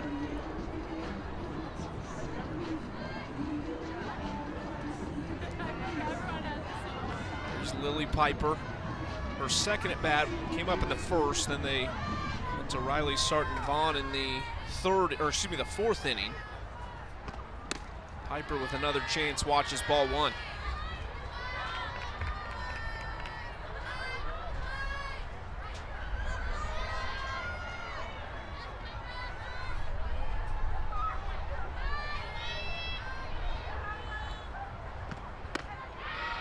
Piper has been so much fun to watch from her last season to then not getting an invite back. So she went to the walk-on tryouts where she tried out on this field for this exact same team and found herself making it, and has had an amazing second season. Was a captain this year.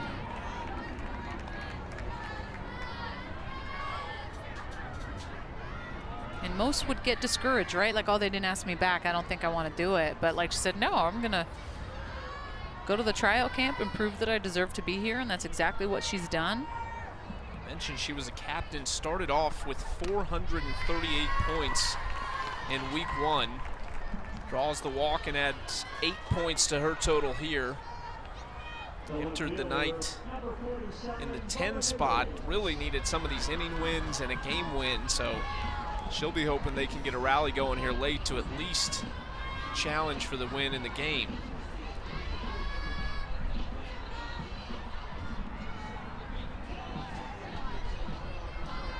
That brings up Bubba Nichols with 2 outs.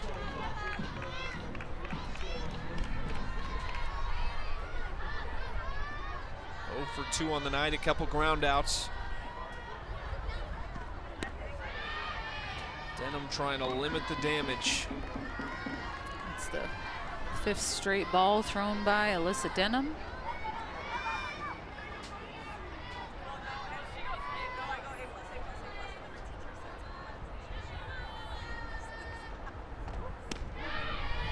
is.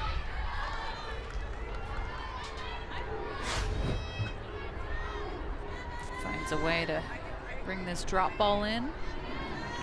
62 miles an hour.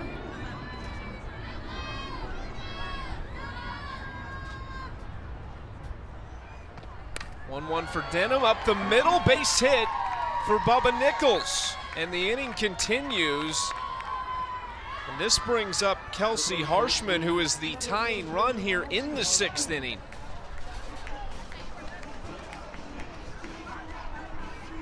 And thankfully for Team Jaquish, Vidalis made a really nice grab at first base, or else this could be a lot worse. You see the captain, Savannah Jaquish, coming in from the outfield to have a conversation with Alyssa Denham. And I think just trying to reiterate the situation, right? Like, you have 2 outs. It's a 6-2 ball game. Like, find a way to just keep working. See the captain running back out to her position.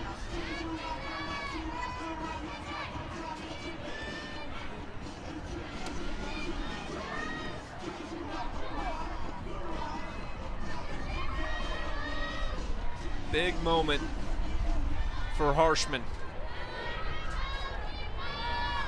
0 for 1 with a walk back in the 5th inning. Watches strike 1.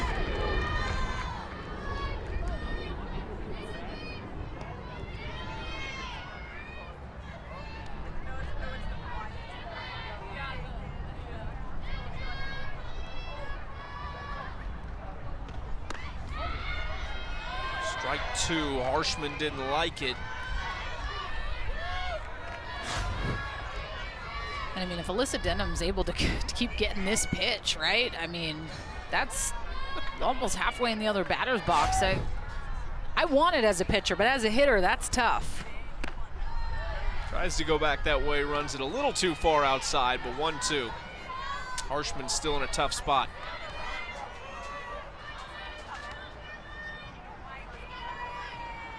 Ten points for the inning on the line. It wouldn't tie the game, but she could put a charge into one. It would at least save the inning for him. Fouls it straight back.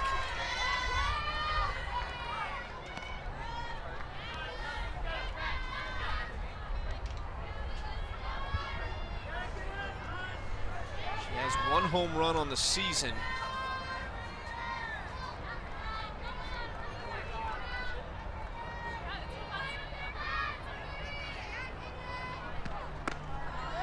Denham too far outside, 2-2.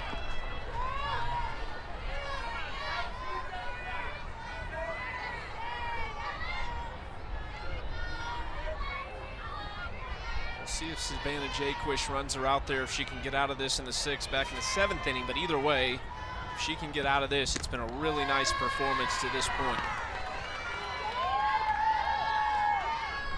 They are not making it easy for her here. Team Eberly really digging in this 6th inning.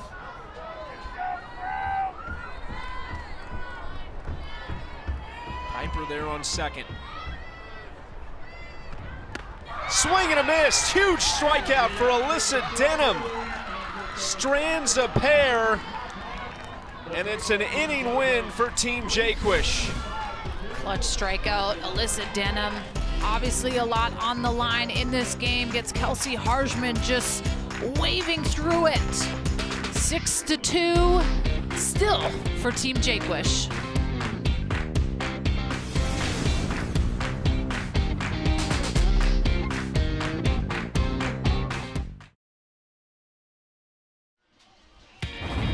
For every run scored during this year's Athletes Unlimited softball season, Aspiration is planting 100 trees. Over 36,000 trees were planted in 2020, and heading into this week, 20,100 trees have been planted this season thanks to Aspiration's support of rounding the bases. Team Jaquish and Team Eberly helping plant even more trees. 8 total runs tonight. Team Jaquish leading 6-2. As we go to the 7th inning, Lily Piper takes over at first base. And on the other side, Harshman moves to third.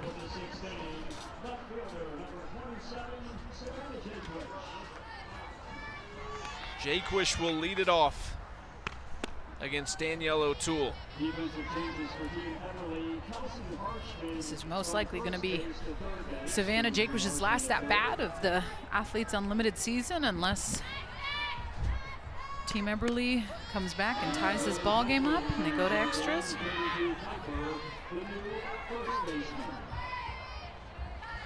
Jaquish currently 6th on the leaderboard, just behind her teammate Morgan Zirkle. A base hit here could lift her into that 5th spot.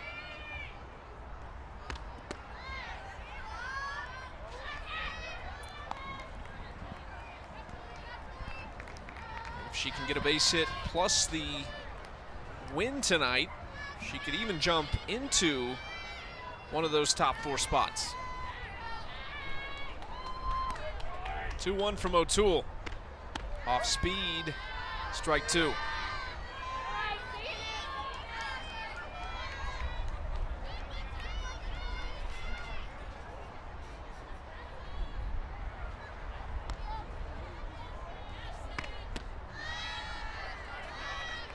Outside full count.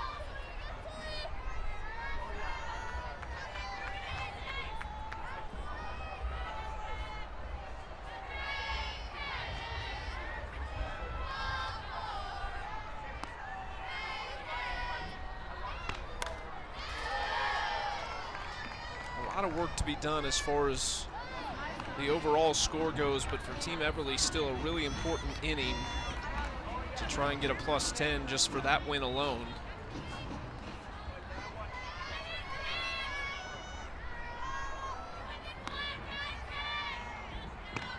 Jaquish down the left field line, foul.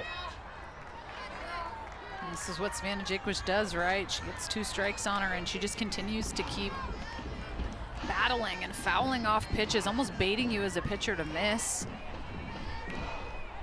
One of the best to do it in this league for sure. Is a very tough out.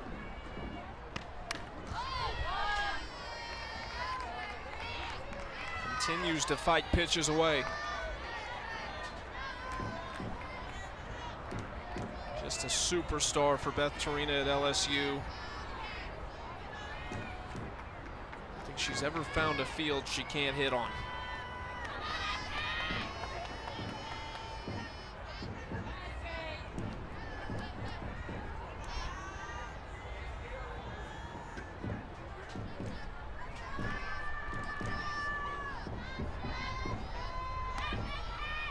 O'Toole, Team Mexico member, strikes out Jaquish for out number 1.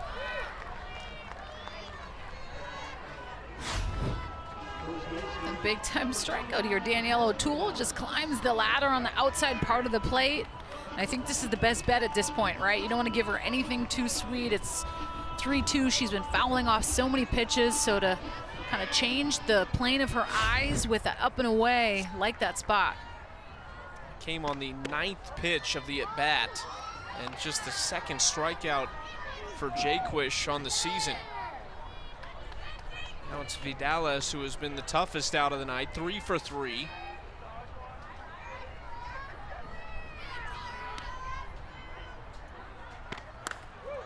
Pops it up, way into the sky here in Rosemont. And underneath it is Ortez. She had to track that thing for a minute. You see her taking a couple big deep breaths. I mean, this is just an absolute skyrocket up so high. I don't even see it. Where is it? Oh, there it is. Stays with it, tracks it well with that wind and the lights. Base hit, first pitch swinging for Sydney Romero. And a 2-out single for her, +10 on the board.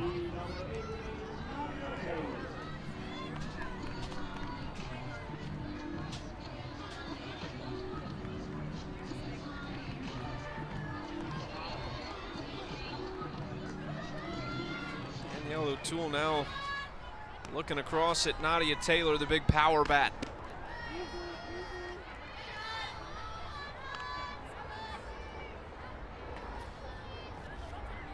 Taylor homered yesterday off Kat Osterman, 1 for 3 tonight with an RBI. Taylor, deep center field. Back goes Hayward at the track, then steps in, and the wind might have helped her out there as Hayward makes the play, and it's a chance for Team Eberly to get an inning win here in the bottom of the 7th.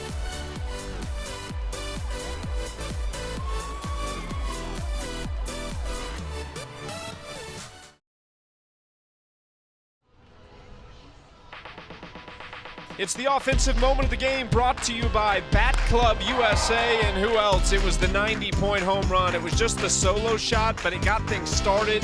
Sachel Palacios with a huge at-bat back in the 5th inning. Yeah, that was money for her to step up in that situation. Obviously a lot on the line. I'm gonna say that a little of it came from us in our awesome interview that we had with her, right? Like, absolutely. We were just really kind of pumping her tires. And we see a little Sarah Groenewagen, fellow Team Canada teammate. We've been seeing her in a little bit of a different role. The first couple weeks we saw her coming and starting games, and now we're seeing her come into games a little bit more. Has one of the best changeups that I've ever seen as a teammate and as a competitor. Has that screwball as well as a curve, that drop rise, and can throw that backdoor. And she's coming in to try to seal the deal here and get the win for Team Jaquish. Different mindset as a reliever versus starting? I mean, do we have, how many hours we got to talk about that? Yes, it is just so different, right? Like starting games, you have to create your own momentum, your own adrenaline a little bit. But man, when you come into some games, especially when you're coming in to relieve a pitcher, maybe with a runner on or a couple runners on, you feel your heart racing. You feel the moment a little bit bigger and a little deeper. And Sarah G has really come into her own, especially coming in late into games. She liked that one. Big pop of the mitt. Talk about a big old hack. Taylor Edwards has to fix her helmet. Groenewagen getting the outside corner. It's been there, both sides of the plate. Both pitchers, all the pitchers we've seen, it's definitely been a pitcher's night. 0-2 from Groenewagen. Tried to go back to it, but too low.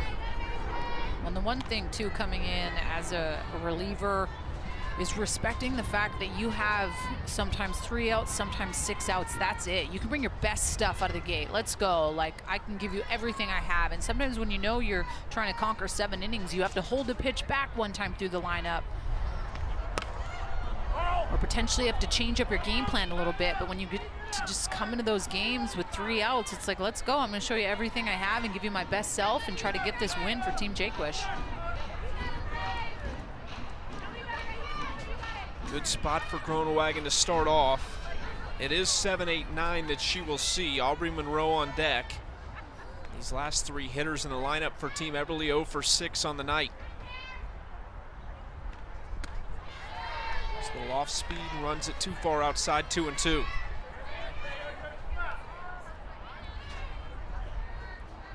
Taylor Edwards out of Nebraska was just automatic for the Huskers, and then as a pro in the NPF for so many years, one of the best bats, not just behind the plate, but overall.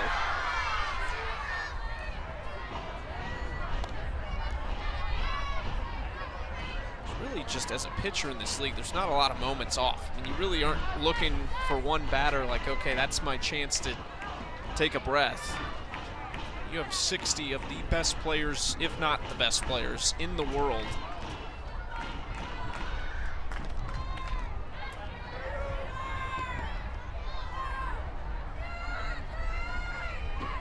Two-two. Got her on a check swing. It might have been a strike anyway. And Groenewagen wins the battle with Taylor Edwards. Let's go. Sarah G just going with the curve. You see Taylor Edwards frustrated at herself for sure.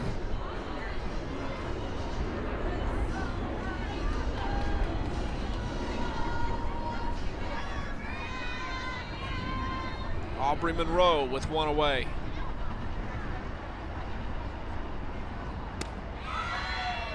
Groenewagen back to the outside corner.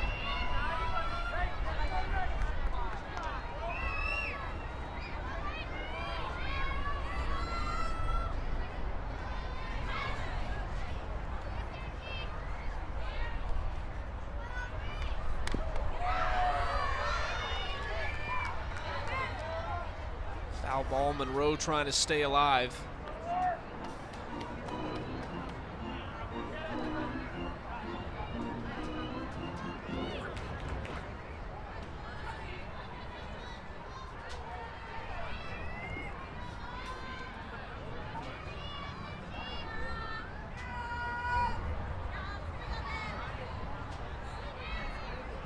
Two from Groenewagen.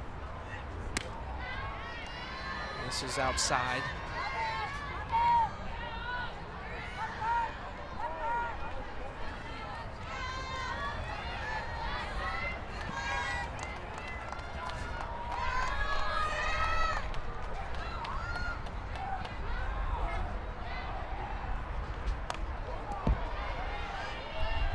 Battle here for Aubrey Monroe.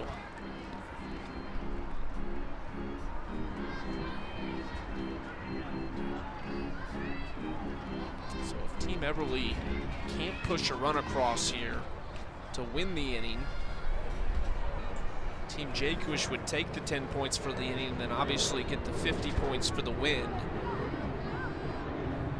which would just be huge for all their team. And Groenewagen paints the outside corner again as Monroe goes down looking. 2 strikeouts for Groenewagen to start the 7th.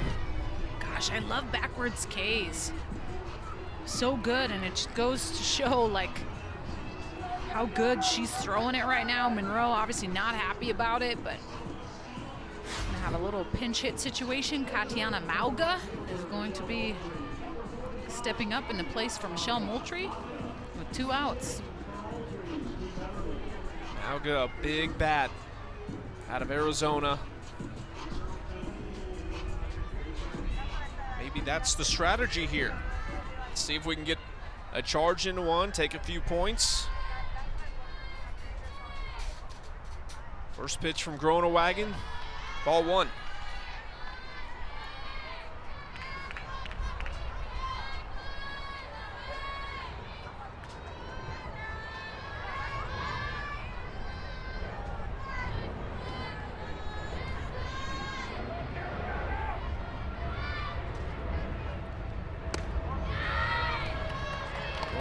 Has quickly realized that's a good spot to hit and has gone back to it consistently. 2 players in the league have not struck out all season. Hannah Flippen in 42 at-bats, which is just ridiculous, and then Mauga in 10 at-bats. Jaquish, who struck out for the first time yesterday, did it again tonight. Against, talk about the pitchers not getting a break. It's the same for the hitters. There's no pitcher they're looking forward to facing. Though they might have success against one or the other, but it's a grind on both sides.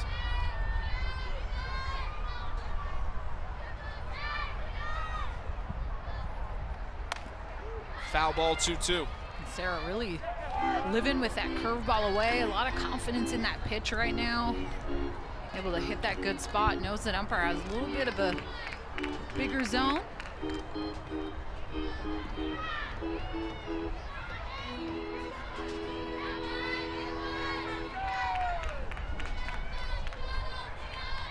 Oh, I feel a changeup coming here, Chucky. I feel a changeup. I trust you. Don't lead me wrong here. 2-2. That was it. That was it. She could get that for a strike. We're out of here.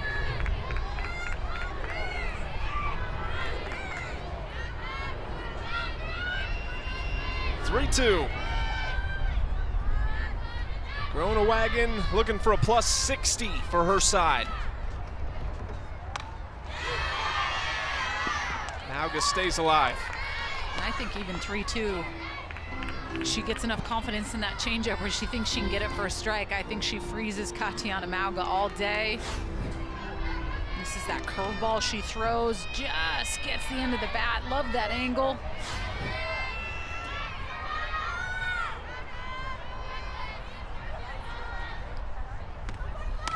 Tried to go to the changeup again.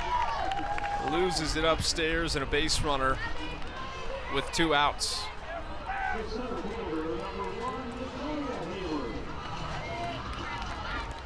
And here's a couple Team Canada teammates going at it to finish this game potentially.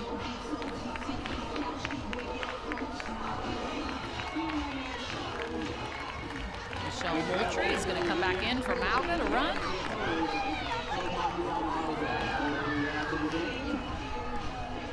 I could be cruel here and I could ask you who wins this. I'm not going to do that to you. I'll let you get away with it, but these are...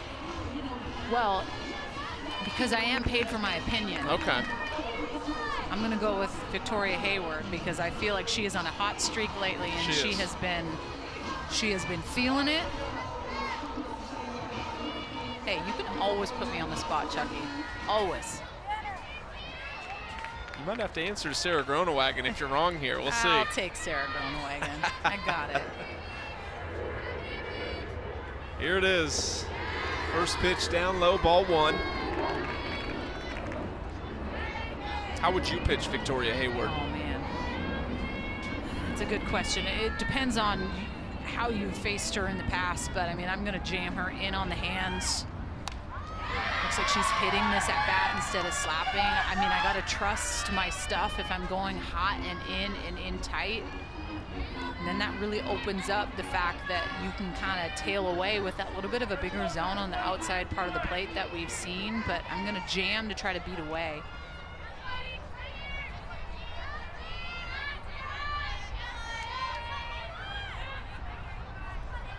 One. There is that outside corner.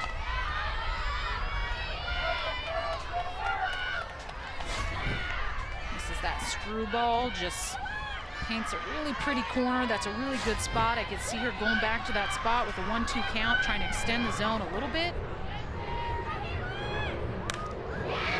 Foul ball.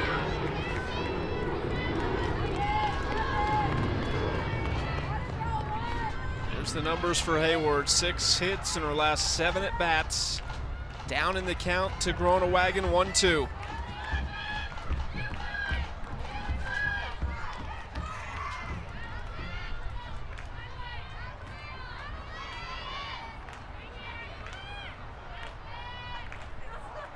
Groenewagen tries to go inside, misses ball 2.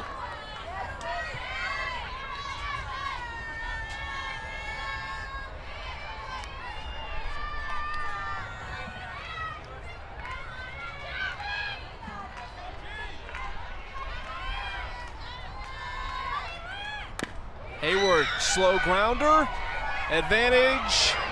Groenewagen got her at first. It was tight from Vidales, but Team Jaquish gets 60 for the win in that final inning. A really impressive performance from them tonight. Yeah, Team Jaquish, man, she's been so good lights out this year with being able to pick really good teams that just gel and mesh well. They came out the last day and performed, and it was pretty awesome. We will crown a champion tonight. That's going to wrap it up for Game 1 from Rosemont. The final score, Team Jaquish 6, Team Eberly 2. Join us on CBS Sports Network tonight at 10 p.m. Eastern, just a few minutes from now, when we crown a new champion. Team Chittister takes on Team Acasio in the Season 2 finale. For Danielle Laurie and our spectacular crew, I'm Chucky Kemp. So long, everyone, from Rosemont.